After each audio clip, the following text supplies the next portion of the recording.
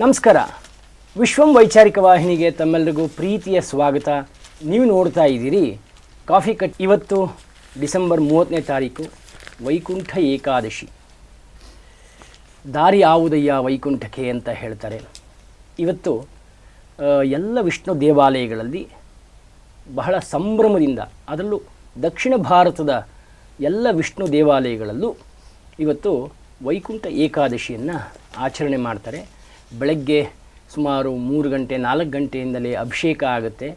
ಹಾಗೆ ಉತ್ತರದ ಬಾಗಿಲಿನಲ್ಲಿ ಶ್ರೀಮನ್ನಾರಾಯಣನನ್ನು, ಶ್ರೀದೇವಿ ಭೂದೇವಿ ಸಮೇತ ಶ್ರೀಮನ್ನಾರಾಯಣನನ್ನು ಒಂದು ಉಯ್ಯಾಲೆಯಲ್ಲಿ ಅದನ್ನು ಕಟ್ಟಿ ಇದು ಮಾಡ್ತಾರೆ. ಸೊ ಅಲ್ಲಿ ಎಲ್ಲರೂ ಭಕ್ತಾದಿಗಳೆಲ್ಲರೂ ಆ ಉಯ್ಯಾಲೆ ಕೆಳಗಡೆ ಹೋಗಿ ಉತ್ತರ ಬಾಗಿಲಲ್ಲಿ ವೈಕುಂಠಕ್ಕೆ ದಾರಿಯದು ಒಂದು ಪ್ರತೀತಿ. ದಕ್ಷಿಣ ಭಾರತದಲ್ಲಿ, ಅದರಲ್ಲೂ ತಮಿಳುನಾಡಿನಲ್ಲಿ ನಮ್ಮಾಳ್ವಾರ್ ಅನ್ನುವ ಒಬ್ಬ ಭಕ್ತ ಇವತ್ತು ವಿಷ್ಣುವನ್ನು ಸೇರಿದ ದಿನ ಅಂತ ಅದೊಂದು ಪ್ರತೀತಿ ಇದೆ. ಸೊ ಇವತ್ತು ವೈಕುಂಠ ಏಕಾದಶಿ ದಿನ ವಿಶ್ವಂ ವೈಚಾರಿಕ ವಾಹಿನಿಯಲ್ಲಿ 6 ರಿಂದ 7 ಒಂದು ನೇರ ಪ್ರಸಾರವನ್ನು ಮಾಡಿ ನಮ್ಮ ಆನಂದ್ ಅವರು ಒಂದು ಯಶಸ್ಸನ್ನು ತಗೊಂಬಂದಿದ್ದಾರೆ. ಮೊದಲಿಗೆ ಅದರ ಬಗ್ಗೆ ಮಾತಾಡ್ತಾ ಮುಂದಿನ ಸುದ್ದಿಗೆ ಹೋಗೋಣ. ಆನಂದ್, ನಿಮಗೆ ಅಭಿನಂದನೆಗಳು. ಇವತ್ತು ಯಲಹಂಕನಲ್ಲಿರುವ ವಿಷ್ಣುವಿನ ದೇವಸ್ಥಾನ ಅಂದರೆ ಶ್ರೀನಿವಾಸನ ದೇವಾಲಯದಲ್ಲಿ 6 ರಿಂದ 7 ಒಂದು ನೇರ ಪ್ರಸಾರವನ್ನು ಮಾಡಿದ್ದೀರಿ. ಅದರ ಬಗ್ಗೆ ಒಂದಷ್ಟು ಮಾಹಿತಿಯನ್ನು ಹೇಳಿ ನಮ್ಮ ಮುಂದಿನ ಸುದ್ದಿಗಳನ್ನು ನೋಡೋಣ. ಹೇಗಿತ್ತು? ನೀವು ಎಲ್ಲ ಇಲ್ಲಿಂದ ಎಷ್ಟು ಗಂಟೆಗೆ ಹೋದ್ರಿ, ಎಲ್ಲ ಹೇಗೆ ಅದನ್ನು ತಯಾರಿ ಮಾಡಿಕೊಂಡ್ರಿ, ಮತ್ತು ಅಲ್ಲಿಯ ವಾತಾವರಣ ಹೇಗಿತ್ತು? ಸರ್, ಇವತ್ತು ಬೆಳಿಗ್ಗೆ ಒಂದು 2:30ಗೆ ನಾವು ಸ್ಪಾಟಲ್ಲಿ ಇದ್ವಿ. ಶ್ರೀನಿವಾಸ ದೇವಸ್ಥಾನ ಸ್ಪಾಟಲ್ಲಿ ಇದ್ವಿ. ನಾವು 2:30ಗೆ ಹೋಗೋಷ್ಟರೊಳಗೇನೆ ತುಂಬಾ ಲೈನ್, ತುಂಬಾ ಜನಗಳು, ಅಂದ್ರೆ ತುಂಬಾ ಮೇನ್ ರೋಡ್ ವರ್ಗೂ ಜನಗಳಿದ್ರು. ಆ ಪೊಲಿಟಿಷಿಯನ್ ವರ್ಗೂ ಜನ ಇದ್ರು. ಆಮೇಲೆ ನಾವೆಲ್ಲ ಒಳಗಡೆ ಹೋದ್ವಿ. ಒಳಗಡೆ ಹೋದ್ರೆ 3 ಗಂಟೆಗೆ ಅಭಿಷೇಕ ಶುರು ಮಾಡಿದ್ರು. 3 ಗಂಟೆಗೆ ಅಂದ್ರೆ ಅಭಿಷೇಕ ಅಂದ್ರೆ ಇವತ್ತು ಮಾಡಿದ್ರು ಅಂದ್ರೆ ಅಷ್ಟು ಮಾಡಿದ್ರು. ಏನಿಲ್ಲ, 1,000 ಲೀಟರ್ ಅದು ಇದ್ದಿದ್ದಾರೆ, 1,000 ಲೀಟರ್ ಮೊಸರು ಇದ್ದಿದ್ದಾರೆ, ತುಪ್ಪ, ಜೇನುತುಪ್ಪ, ಕಲ್ಸಕ್ರೆ, ಬಾಳೆಹಣ್ಣು, ಹಣ್ಣುಗಳು, ಮತ್ತೆ 5 ಥರದ್ದು ಅದು ಇದ್ರು. ಮತ್ತೆ ಅರಿಶಿನ, ಕುಂಕುಮ, ಈ ತರ ಎಲ್ಲ ತುಂಬಾ ಜೋರಾಗಿ ಎಲ್ಲ ಮಾಡಿದ್ರು. ಮಾಡಾದ್ಮೇಲೆ ಏನ್ ಮಾಡಿದ್ರು, ಒಂದು ಹೋಮ ಮಾಡಿದ್ರು. ಅದಾದ್ಮೇಲೆ ಒಂದು ಹೋಮ ಮಾಡಿದ್ರು. ಇಲ್ಲಿ ಹೋಮ ಮಾಡ್ಬೇಕಾದ್ರೆ ಅಲ್ಲಿ ಅಭಿಷೇಕ ಇದು ಅಲಂಕಾರ ನಡೀತಾ ಇತ್ತು. ಅದಾದ್ಮೇಲೆ ಕರೆಕ್ಟ್ ಆಗಿ 5:30ಗೆ ಹೋಮದ ಪೂರ್ಣಾಹುತಿ ಆಯ್ತು. ಆಮೇಲೆ ಕರೆಕ್ಟ್ ಆಗಿ 6 ಗಂಟೆಗೆ ಏನ್ ಮಾಡಿದ್ರು, ನಮ್ಮ ವೈಕುಂಠ ದ್ವಾರದ್ದೊಂದು ಪೂಜೆ ಕಾರ್ಯನೆಲ್ಲ ಶುರು ಮಾಡಿದ್ರು. ಅದಕ್ಕೆ ಮುಂಚೆ ಒಂದು 10-15 ನಿಮಿಷ ದೊಡ್ಡ ಮಂಗಳಾರತಿ ಮಾಡಿದ್ರು. ಒಂದು 12 ತರ ಆರತಿ, ಅಂದ್ರೆ ಏಕಾರತಿ, ರಥಾರತಿ, ಈ ತರ ಎಲ್ಲ ಬರುತ್ತೆ. ಇದೆಲ್ಲ ಆರತಿಗಳೆಲ್ಲ ಹಾಕಿ ಮಾಡಿ, ಆಮೇಲೆ ಜನಗಳು 2 ಗಂಟೆಯಿಂದ ಚಳಿಲೂ ಅಷ್ಟೊತ್ತಾದ್ರೂ ಹಂಗೆ ಕಾಯ್ಕೊಂಡಿದ್ರು ದೇವ್ರ ದರ್ಶನ ಮಾಡೋಕೋದ. ಅದೊಂದು ಸ್ಕ್ರೀನ್ ಓಪನ್ ಮಾಡಿದ್ರು ಅಷ್ಟೇ. ಹೋಗಿದ್ ನೋಡ್ಬೇಕಾಯ್ತು, ಗೋವಿಂದ ಗೋವಿಂದ ಗೋವಿಂದ ಏನಪ್ಪ ಹಂಗೆ ಅಂದ್ರೆ ಭಗವಂತ ನೋಡಿ ಹೆಂಗ್ ಇದ್ ಮಾಡಿಸ್ತಾನೆ ಅಂತ ತುಂಬಾ ಚೆನ್ನಾಗಿತ್ತು. ಆಮೇಲೆ ನಮ್ದು ಲೈವ್ ತುಂಬಾ ಚೆನ್ನಾಗಿ ಬಂತು. ಫಸ್ಟ್ ಹೊಸ ವರ್ಷದ ಇದೇ ಲೈವ್ ಅನ್ಕೊಬೇಕಂದ್ರೆ ವೈಕುಂಠ ಏಕಾದಶಿ ಇದೆ, ಆ ತರ ತುಂಬಾ ಚೆನ್ನಾಗಿ ಬಂತು. ಇನ್ನು ನಾವು ಹೋಗುವಾಗ ಎಷ್ಟು ಜನ ಇದ್ರು, ಅದ್ರ 3 ಪಟ್ಟು ಜನ ಜಾಸ್ತಿ ಆಗಿದ್ರು. ಹೌದು, ಇವತ್ತು ಎಸ್ಪೆಷಲಿ ದಕ್ಷಿಣ ಭಾರತದಲ್ಲಿ ಇದೊಂದು ವಿಶೇಷವಾದ ದಿನ. ವೈಕುಂಠ ಏಕಾದಶಿ ತುಂಬ ಸಂಭ್ರಮವನ್ನು ಪಡುವಂಥ ದಿನ. ಇವತ್ತು ನಾವೆಲ್ಲರೂ ಉತ್ತರ ಬಾಗಿಲಲ್ಲಿ ಹೋದರೆ ವೈಕುಂಠಕ್ಕೆ ಹೋಗ್ತೀವಿ, ಶ್ರೀಮನ್ನಾರಾಯಣನ್ನೇ ನೋಡ್ತೀವಿ, ಅವನ ಪಾದದಕ್ಕೆ ಹೋಗಿ ಅರ್ಪಿಸ್ಕೋತೀವಿ ಅಂತ ಒಂದು ಪ್ರತೀತಿ ಇದೆ. ಸೊ ಇದೆಲ್ಲವನ್ನು ನಾವು ನೋಡ್ತಾ ಹೋಗೋಣ. ವಿಜಯವಾಣಿನಲ್ಲಿ ಒಂದು ಮುಂಜಾನೆ ಮಾತಿದೆ, ಸಮಾಜದಲ್ಲಿ ಇದ್ದೇವೆ ಅಂದ ಮೇಲೆ ಏಕಾಂತ ಸರಿಯಲ್ಲ, ಆದರೆ ಕೆಟ್ಟವರ ಸಮೂಹಕ್ಕಿಂತ ಒಳ್ಳೆಯವರ ಸಂಘ ನಾವು ಬೆಳೆಸೋಣ ಅಂತ ವಿಜಯವಾಣಿನಲ್ಲಿ ಒಂದು ಮುಂಜಾನೆ ಮಾತು. ಆಮೇಲೆ ಕೆಲವು ಸುದ್ದಿಗಳನ್ನು ನೋಡೋದಾದರೆ, ಅಕ್ರಮವಾಸಿಗಳಿಗೆ ಶಾಶ್ವತ ವಸತಿಯನ್ನು ಕೊಡ್ತಿದ್ದಾರೆ, ಅರ್ಹರಿಗೆ ಬೈಯಪ್ಪನಹಳ್ಳಿಯಲ್ಲಿ ಪುನರ್ವಸತಿ, ಮಾನವೀಯ ನೆಲೆಯಲ್ಲಿ ಕ್ರಮ, ಇದು ಒಂದು ಸುದ್ದಿ. ಆಮೇಲೆ ಖರಾಬು ಭೂಮಿ ಸರ್ಕಾರದ್ದಲ್ಲ, ಖರಾಬು ಭೂಮಿಯನ್ನು ಕೃಷಿಯೇತರ ಉದ್ದೇಶಕ್ಕೆ ಪರಿವರ್ತಿಸುವಾಗ ಭೂಮಿಯ ಮಾರುಕಟ್ಟೆ ಮೌಲ್ಯವನ್ನು ರಾಜ್ಯ ಸರ್ಕಾರ ವಸೂಲಿ ಮಾಡೋ ಹಾಗಿಲ್ಲ ಅಂತ ಹೈಕೋರ್ಟ್ ಮಹತ್ವದ ತೀರ್ಪನ್ನು ಹೇಳಿದೆ. ಆಮೇಲೆ ಇವತ್ತು ನಟ ವಿಷ್ಣುವರ್ಧನ್ ಅವರ 16ನೇ ಪುಣ್ಯತಿಥಿ. ಡಿಸೆಂಬರ್ 29ಕ್ಕೆ ನಾಗರಹಾವು ಚಿತ್ರ ಬಿಡುಗಡೆಯಾಗಿ 53 ವರ್ಷ ತುಂಬಿದೆ ಅಂತ ಒಂದು ಸುದ್ದಿ ಬಂದಿದೆ. ಆಮೇಲೆ ಅರಾವಳಿ ವ್ಯಾಖ್ಯಾನಕ್ಕೆ ಸುಪ್ರೀಂ ಕೋರ್ಟ್ ತಡೆ, ವ್ಯಾಖ್ಯಾನ ಮರುಪರಿಶೀಲನೆಗೆ ಸಮಿತಿ ತನ್ನದೇ ಆದೇಶಕ್ಕೆ ಸುಪ್ರೀಂ ತಡೆ. ಸೊ ಇದಿಷ್ಟು ಕೆಲವು ವಿಷಯಗಳು, ಸುದ್ದಿಗಳು, ಅದಕ್ಕೆ ಸಂಬಂಧಪಟ್ಟ ಹಾಗೆ ಈ ಅಕ್ರಮವಾಸಿಗಳಿಗೆ ಶಾಶ್ವತವಾದ ವಸತಿಯನ್ನು ಕಲ್ಪಿಸ್ತಾ ಇರೋದು ಎಷ್ಟರ ಮಟ್ಟಿಗೆ ಸರಿ? ರವಿ ಮತ್ತು ಪ್ರಕಾಶ್ ಚಂದ್ರ ಅವರೇ, ಇದ್ರ ಬಗ್ಗೆ ಏನಾದರೂ ಒಂದಷ್ಟು ಮಾಹಿತಿಯನ್ನು ಕೊಡ್ಬೋದಾ? ಇಲ್ಲ, ನಾನು ಹೇಳೋಣ ಅಂತೀನಿ ಇದ್ರ ಬಗ್ಗೆ. ಅಂದ್ರೆ ಸರ್ಕಾರಿ ಜಮೀನಲ್ಲಿ ಮನೆ ಕಟ್ಕೊಂಡು ಸರ್ಕಾರಿ ಜಮೀನಲ್ಲಿ ಅವ್ರದ್ದು ಸ್ವಾಧೀನ ಮಾಡ್ಕೊಂಡು ಮತ್ತೆ ಗೌರ್ಮೆಂಟ್ ಬಂದು ಹೊಡೆದಾಕಿದ್ರೆ ಮತ್ತೆ ಅವ್ರಿಗೆ ಸಹಾಯಧನ ಕೊಡ್ಬೇಕಾ? ಅಲ್ಲ, ಈಗ ಅದೇ ಚರ್ಚೆ ಈಗ ಆಗ್ತಾ ಇರೋದು. ನೋಡಿ, ಈಗ ಫಸ್ಟ್ ಆಫ್ ಆಲ್ ಅವ್ರು ಮಾಡಿರೋದು ತಪ್ಪು. ಅವ್ರು ಮಾಡಿರೋ ತಪ್ಪಲ್ಲಿ ಅವ್ರಿಗೆ ಯಾವುದೇ ಹಕ್ಕಿಲ್ಲ ಅವ್ರಿಗೆ ಅಂದರೆ ಆ ಜಾಗದ ಮೇಲೆ. ನಿಮಗೆ ಮೊದಲೇ ಗೊತ್ತಿರುತ್ತೆ ಇದ್ರ ಮೇಲೆ ನನಗೆ ಹಕ್ಕಿರಲ್ಲ, ನಾನು ಇಲ್ಲಿ ಹೋಗಬಾರ್ದು, ಇಲ್ಲಿ ಮಾಡಬಾರ್ದು ಅಂತ ಗೊತ್ತಿದ್ರು ಕೂಡ ಈಗ ಹೋಗಿ ನೀವು ಭಂಡಾಚಾರಕ್ಕೋಸ್ಕರ ನೀವು ಒಂದು ಗುಡಿಸಲು ಹಾಕೊಂಡ್ಬಿಟ್ಟು ಸರ್, ಅವ್ರು ಯಾರು ಅಲ್ಲ, ಎಲ್ಲ ಹೋಗಿ ಸೇರ್ಕೋತಾರಲ್ಲ ಅವರೆಲ್ಲ ಯಾರು ನಮ್ಮವರಲ್ಲ. ಖಂಡಿತವಾಗಿಯೂ ಇವ್ರು ನಮ್ಮವರೇ ಅಲ್ಲಿಗೆ ಹೋಗಿ ಸೇರಿಸಿ ಇದೊಂದು ದೊಡ್ಡ ದಂಧೆ. ಇದು ಒಂದು ಸ್ಲಮ್ ಮಾಡೋದು ಅಥವಾ ಅವ್ರು ಯಾರನ್ನೋ ಒಂದು ತಂಡ ಕಟ್ಟಿ ಅಲ್ಲಿ ಸೇರ್ಕೊಳ್ಳೋದಿಕ್ಕೆ ಸುಮ್ಮನೆ ಅದು ಯಾವುದು ಸರ್ಕಾರಿ ಜಮೀನು ಸುಮ್ಮನೆ ಸರಿ. ಹಾಗಿದ್ರೆ ಇನ್ನು ಮುಂದೆ ಎಲ್ಲರೂ ಸರ್ಕಾರಿ ಜಮೀನಲ್ಲಿ ಎಲ್ಲ ನಾವು ಒಂದು ಗುಡ್ಲಾಕೊಂಬಿಡೋಣ. ನಾವೊಂದು ಗುಡ್ಲಾಕೊಂಬಿಟ್ಟು ಏನ್ ಮಾಡುವ, ಅವ್ರು ಏನು ಹೊಡೆದಾಕಕ್ ಬರ್ತಾರಲ್ಲ, ನಮ್ ಪರಿಹಾರ ಕೊಡಿ. ಅದಕ್ಕೆಲ್ಲ ರಾಜಕೀಯ ವ್ಯಕ್ತಿಗಳ ದೊಡ್ಡ ಸಪೋರ್ಟ್ ಇರುತ್ತೆ ರವಿ. ಅದು ರೌಡಿಗಳ ಸಪೋರ್ಟು, ಇವರೇ ಒಂದು ಅದನ್ನ ಕ್ರಿಯೇಟ್ ಮಾಡುವಂಥ ಸನ್ನಿವೇಶಗಳು. ಅದು ಓಕೆ ಶ್ರೀವತ್ಸ ಅವರೇ, ಈಗ ಇದು ಯಾಕೆ ಜಾತಿ ರಾಜಕೀಯ ತಗೊಂತಾ ಇದೆ ಇಲ್ಲಿ? ಯಾಕೆ ಜಾತಿ ಬಿಲ್ ಬರ್ತಾ ಇದೆ ಅಂದ್ರೆ ಆಲೋಚನೆ ಮಾಡಿ. ಕೇರಳದಿಂದನೂ ನಮಗೆ ಇದು ಮಾಡ್ತಾರೆ, ಹೌದು, ನೆರೆ ಪಾಕಿಸ್ತಾನದವರು ಕೂಡ ಹೇಳಕ್ ಸ್ಟಾರ್ಟ್ ಮಾಡಿದ್ದಾರೆ. ಅಂದ್ರೆ ಏನ್ ಅರ್ಥ ಇದು? ಅರ್ಥ ಏನಾಗಿದ್ರೆ ಅಂದ್ರೆ ನೀವು ಇದ್ರ ಬಗ್ಗೆ ಏನ್ ಹೇಳ್ತೀರಾ? ಸ್ವತಃ ಕಾಂಗ್ರೆಸ್ ಪಕ್ಷವೇ ಇದ್ರಲ್ಲಿ ಬಹಳ ಆಸಕ್ತಿ ತಗೊಂಡಿದೆ. ಏನು ಅಂತಂದ್ರೆ, ನಾನು ನಿನ್ನೆ ಡಿಸ್ಕಸ್ ಮಾಡ್ತೀನಿ. ಹೌದು, ಮುಖ್ಯವಾಗಿರೋದು ಅವ್ರಿಗೆ ಭಯ ಇರೋದು ಅಲ್ಪಸಂಖ್ಯಾತರು ಇವರೆಲ್ಲ. ಅದರಲ್ಲಿ ಒಟ್ಟಿಗೆ 10 ದಿನ ಆಯ್ತು, 188 ಕುಟುಂಬಗಳಿವೆ. ಆಮೇಲೆ ದುರಂತ ಅಂದ್ರೆ ಅವಕ್ಕೆಲ್ಲ ಹಕ್ಕುಪತ್ರವು, ಆಮೇಲೆ ಮತದಾರ ಕಾರ್ಡ್ ಇವೆಲ್ಲ ಕೊಟ್ಟಿದ್ದಾರೆ. ಆಮೇಲೆ ಇವ್ರು ತೊಂದರೆ ಆಯ್ತು ಅಂದ ತಕ್ಷಣ ಕೇರಳ ಪಿಣರಾಯಿ ವಿಜಯನ್ ಕೂಗಾಕ್ತಾರೆ. ಕಾಂಗ್ರೆಸ್ ಪ್ರಧಾನ ಕಾರ್ಯದರ್ಶಿ ವೇಣುಗೋಪಾಲ್ ಸಿಎಂಗೆ ಡಿಸಿಎಂ ಫೋನ್ ಮಾಡಿ ಕ್ರಮ ತಗೊಳ್ಳಿ, ಪಕ್ಷದ ವರ್ಚಸ್ಗೆ ತೊಂದರೆ ಆಗ್ಬೋದು. ವಿಧಾನಸಭೆ ಚುನಾವಣೆಯಲ್ಲಿ ಯಾವುದೇ ಕಾರಣಕ್ಕೂ ಪಕ್ಷಕ್ಕೆ ಮುಸ್ಲಿಂ ಮತಗಳು ತಪ್ಪಬಾರದು. ಅಲ್ಲಿ ಪಿಣರಾಯಿ ವಿಜಯನ್ ತನಗೂ ಮುಸ್ಲಿಂ ಬೇಕು ಮತಗಳು ಬೇಕು, ಇವ್ರಿಗೂ ಮುಸ್ಲಿಂ ಮತಗಳು ಬೇಕು. ಅಂದ್ರೆ ಇಲ್ಲಿ ಎಲ್ಲೋ ಒಂದು ವಿಚಾರದಲ್ಲಿ ಇವ್ರು ಹೇಳಿದಾಗೆ ನಾವು ಇಲ್ಲಿ ನಮ್ಮ ವಿಚಾರ, ಇದು ನಮ್ಮ ಸ್ಥಳೀಯವಾದದ್ದು, ಅಲ್ಲಿ ನಾವು ಸರ್ಕಾರಿ ರಾಷ್ಟ್ರ ಮಟ್ಟದಲ್ಲಿ ಸುದ್ದಿ ಆಗುತ್ತೆ ಇದು ಅಂತ ಅಂದ್ರೆ ಯಾವುದೇ ಒತ್ತುವರಿನ ನಿರ್ದಾಕ್ಷಿಣ್ಯವಾಗಿ ತೆರವು ಮಾಡ್ತೀವಿ. ಅದೆಲ್ಲ ಅವ್ರು ತಪ್ಪು ಮಾಡಿದ್ರೆ ಅವ್ರ ಮಾಡಿದ್ದೇ ತಪ್ಪು, ಇಷ್ಟು ದಿನ ಇದ್ದಿದ್ದು. ಹೌದು, ಅಂತ ಪರಿಹಾರ ಕೊಡೋದು ಏನ್ ಅರ್ಥ ಆಗರೆ? ನಿಜವಾಗ್ಲೂ ಮಾಡೋರು ನಾವು ಅವಕಾಶ ಕೊಡೋದಾ ಮುಂದೆ? ಖಂಡಿತವಾಗಿಯೂ ಮಾನವೀಯ ನೆಲೆಯಲ್ಲಿ ಇದನ್ನ ಕ್ರಮ ಅಂತ ಹೇಳ್ತಾರಲ್ಲ, ಯಾವ ಎಲ್ಲಿದೆ ಮಾನವೀಯತೆ ನೆಲೆ ಅಂತಾರಲ್ಲ. ಈಗ ಬಂದಿದಾರಲ್ಲ ಇವ್ರ ಮೂಲ ಎಲ್ಲಿದೆ ಕೇರಳದಲ್ಲಿ, ಅಲ್ಲಿ ಹೇಗಿದ್ದಾರೆ ಅವರೆಲ್ಲ ಚೆನ್ನಾಗಿರುತ್ತಲ್ಲ. ಹೌದು, ಮನೆ ಮಠ ಎಲ್ಲ ಇರುತ್ತೆ, ಅಲ್ಲಿ ಕಳಿಸ್ರಿ ಅವ್ರಿಗೆ. ಇವರು ನಿಜವಾಗ್ಲೂ ಅದೆಷ್ಟು ತನಿಖೆ ಮಾಡ್ತಾರೆ, ನಿಜವಾಗ್ಲೂ ಅರ್ಹರಿಗೆ ಇವರು ವಸತಿಗಳನ್ನ ಕೊಡ್ತಾರೆ. ಅಕ್ರಮ ನಡೆಯುತ್ತೆ, ಇಲ್ಲೂ ಕೂಡ ಅಕ್ರಮ ಆಗುತ್ತೆ.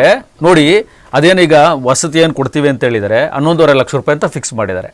ಅದರಲ್ಲಿ BBMP ಕೂಡ 5 ಲಕ್ಷ ಕೊಡ್ತಂತೆ. ಏನ್ ಅರ್ಥ ಇದು? ಎಲ್ಲಿಂದ ಯಾರು ದುಡ್ಡು ಇದು? ನಾನ್ ಕೇಳೋದು, ಯಾರು ದುಡ್ಡು ಬಾಬು ಇದು? ಯಾರು ದುಡ್ಡು? ನಮ್ಮ ತೆರಿಗೆ ದುಡ್ಡನ್ನ ಇವ್ರು ಇದೇನು ತಗೊಳಕ್ ಸರ್ಕಾರ ಆಯ್ತಾಗಿದ್ರೆ ಇದು ಅದ್ ಏನ್ ಏನಾದ್ರು ಕೇಳೋದಕ್ಕಿಲ್ವಾ? ಇಲ್ಲಿ ಏಕಪಕ್ಷೀಯವಾಗಿ ನೀವು ಏನಾದ್ರು ತೀರ್ಮಾನ ತಗೊಳ್ಬಹುದಾಗಿದ್ರೆ. ಮುಖ್ಯಮಂತ್ರಿ 1 ಲಕ್ಷ ಮನೆ ಯೋಜನೆ ಅಂತ ಇದು ಸ್ಕೀಮ್, ಅದರಲ್ಲಿ ಇವ್ರು ಹೇಳಿದಾಗೆ ಪಾಲಿಕೆಯಿಂದ 5 ಲಕ್ಷ ಆಮೇಲೆ ಪರಿಹಾರ ಸಬ್ಸಿಡಿ ಕೊಟ್ಬಿಟ್ಟು ಜನವರಿ 1ಕ್ಕೆ ಆಗಲೇ ನಾಳೆ ರಿಲೀಸ್ ಆಗುತ್ತೆ. ಇದು ನಾಳೆ ರಿಲೀಸ್ ಆಗುತ್ತೆ. ಎಷ್ಟು ಅಲ್ಲ, ಇಂಥ ವಿಚಾರದಲ್ಲಿ ಯಾಕೆ ಕೋರ್ಟ್ಗೆ ಅಪೀಲ್ ಹೋಗ್ಬಾರ್ದು ಬೇರೆಯವರು? ಈಗ ಹೋಗ್ತಾರೆ ನೋಡಿ. ಯಾಕೆ ನಾನು ಹೇಳಕ್ ಈಗ ಇದೇ BBMP ಅವರು ಸರ್ಕಾರದವರು ಈ ಹಿಂದೆ 2 ವರ್ಷದಿಂದನೂ ಮನೆಗಳನ್ನ ಕೆಡ್ಕೊಂಡ್ ಬಂದಿದ್ದಾರೆ, ನೆನಪಿದೆಯಾ? ಖಂಡಿತವಾಗಿಯೂ ಹೌದು, ಎಲ್ಲರೂ ಹೋಗ್ತಾರೆ. ಅಲ್ಲಲ್ಲ, ಇದನ್ನೇ ತಡೆಯಾಜ್ಞೆ ತರಲೇಬೇಕು. ಇವಾಗ ಇವರು ಏಕಪಕ್ಷವಾಗಿ ಮಾಡ್ತಾ ಇದ್ದಾರೆ ಇದನ್ನ. ಕಾನೂನು ಬೆಲೆನೇ ಇಲ್ವಾ ಇಲ್ಲಿ? ಆಗಿದ್ರೆ ಇವರು ಮಾಡಿದ್ದ ಕಾನೂನು ಆಗೈತಲ್ಲ. ಅಧಿಕಾರಿಗಳ ವಿರುದ್ಧ ಶಿಸ್ತು ಕ್ರಮ ಅಂತ ಹೇಳ್ತಾರೆ. ಎಷ್ಟು ನಾಟಕ ಮಾಡ್ತಾರೆ ನೋಡಿ. ಸರ್ಕಾರಿ ಜಾಗದಲ್ಲಿ ಅಕ್ರಮ ಶೆಡ್ ಮತ್ತು ಮನೆ ನಿರ್ಮಾಣ ಮಾಡಲು ಅವಕಾಶ ಕೊಟ್ಟಿರುವ ಸ್ಥಳೀಯ ಕಂದಾಯ ಅಧಿಕಾರಿಗಳ ವಿರುದ್ಧ ಶಿಸ್ತಿನ ಕ್ರಮ ಸೂಚನೆ ನೀಡುವುದಾಗಿ ಸಿಎಂ ಸಿದ್ದರಾಮಯ್ಯ. ಅಲ್ಲ, ಇವ್ರಿಗೇನು ಇವ್ರು ಯಾರು ಹೇಳ್ದಲೆ ಆ ಕಂದಾಯ ಅಧಿಕಾರಿಗಳು ಅವ್ರಿಗೆ ಮನೆ ಮಾಡ್ಕೊಳ್ಳಿಕ್ಕೆ ಅಥವಾ ಶೆಡ್ ಹಾಕೊಳ್ಳಿಕ್ಕೆ ಜಾಗ ಕೊಟ್ಬಿಡ್ತಾರೆ? ಖಂಡಿತವಾಗಿ ಇಲ್ಲ, ಅದನ್ನೇ ಹೇಳ್ತಾ ಇರೋದು. ಅವರೆಲ್ಲ ಗೊತ್ತಿದ್ದೇ ಆಗಿದೆ ಇದೆಲ್ಲ. ಖಂಡಿತವಾಗಿಯೂ ಈಗ ಅದಕ್ಕೆ ಏನ್ ಮಾಡ್ಬೇಕು ಅಂದ್ರೆ ಶ್ರೀವತ್ಸ ಅವರ, ಇದನ್ನ ಕೂಲಂಕುಷವಾಗಿ ತನಿಖೆ ಆಗ್ಬೇಕು. ತನಿಖೆಯಾಗಿ ಗ್ರಾಸ್ ರೂಟ್ ಲೆವೆಲ್ ಅಂತ ಕರಿತೀವಿ ನಾವು. ಈಗ ನೋಡಿ, ಕೆಲವೊಂದು ಭೂಗಳ ಮಾಫಿಯಾಗಳು ಇಲ್ಲಿ ಕೈ ಹಸ್ತ ಚಾಚಿದೆ. ಅವರು ಅದನ್ನ ಬೇರೆಯವ್ರಿಗೆ ಸೇಲ್ ಮಾಡಿದ್ದಾರೆ. ಇದನ್ನು ಮಾಡಿದ್ದಾರೆ. ಅಧಿಕೃತವಾಗಿ ಅವರು ಭೂಗಳ ಮಾಫಿಯಾ ಏನಿದೆ ಹೌದು. ಅವರು ಕೂಡ ಇದೆಲ್ಲ ಜಾಗ. ಅಧಿಕೃತವಾಗಿ ಅವರು ತಗೊಳ್ಳಪ್ಪ ನೀವು ಸರ್ಟಿಫಿಕೇಟು ನೀನ್ ತಗೊಳ್ಳಿ ಇದು ಕೊಟ್ಟಿದ್ದಾರೆ ಅವರು. ಆದ್ರೆ ಅವ್ರ ಅಪ್ಪನ ಮನೆ ಜಮೀನಲ್ಲ ಅದು, ಹೌದು, ಸರ್ಕಾರದ ಜಮೀನು. ನಮ್ಮ ಸಾಮಾನ್ಯ ಪ್ರತಿಯೊಬ್ಬ ಪ್ರಜೆಗೂ ಸೇರ್ಬೇಕಾಗಿರತಕ್ಕಂಥ ಜಮೀನು ಅದು. ಗೊತ್ತಿಲ್ಲ. ನಾವು ಇದನ್ನೆಲ್ಲ ಹೇಗಾಗುತ್ತೆ ಅದು ಅಂದ್ರೆ ಈಗ 188 ಕುಟುಂಬಗಳಿವೆ, ಹಕ್ಕುಪತ್ರ ಕೊಡ್ತಾರೆ. ಅವ್ರು ಎಷ್ಟು ದಿನ ವಾಸ ಮಾಡ್ತಾರೆ? ಒಂದು 5 ವರ್ಷನ 6 ವರ್ಷನ ಒಟ್ಟಿಗೆ ಮಾಫಿಯಾದವರು ಸೇಲ್ ಮಾಡ್ತಾರೆ, ಅವ್ರು ತಗೊಂತಾರೆ, ಇವ್ರ ಅಪಾರ್ಟ್ಮೆಂಟ್ಗಳು ಇವೆಲ್ಲ ಕಟ್ತಾರೆ. ಇದೇನಾಯ್ತು ಅಂದ್ರೆ ಕೊಟ್ಟೋನ್ ಕೊಡಂಗಿ ಇಸ್ಕೊಂಡು ನೀರು ಬಂದ ಅಷ್ಟೇ ಆಗುತ್ತೆ. ಎರಡನೇದು ನೋಡಿ, ಇಲ್ಲಿದೆ ಕೆ.ಸಿ. ವೇಣುಗೋಪಾಲ್ ಮಧ್ಯಪ್ರವೇಶ ಮಾಡಿದೆ. ಬಿಜೆಪಿನ ಆಕ್ಷೇಪ ಮಾಡಿದೆ. KC. Venugopal AICC general secretary. Kerala ವಿಷಯಕ್ಕೆ ಮಾಡಿ ಪಕ್ಷದ ವರ್ಚಸ್ಸಿಗೆ ಧಕ್ಕೆ ಆಗಬಾರ್ದು, ಡ್ಯಾಮೇಜ್ ಕಂಟ್ರೋಲ್ ಮಾಡಿ ಅಂತಾರೆ. ಅದನ್ನ ನಮ್ಮ DCM ಸಮರ್ಥಿಸ್ಕೊಂಡಿದ್ದಾರೆ.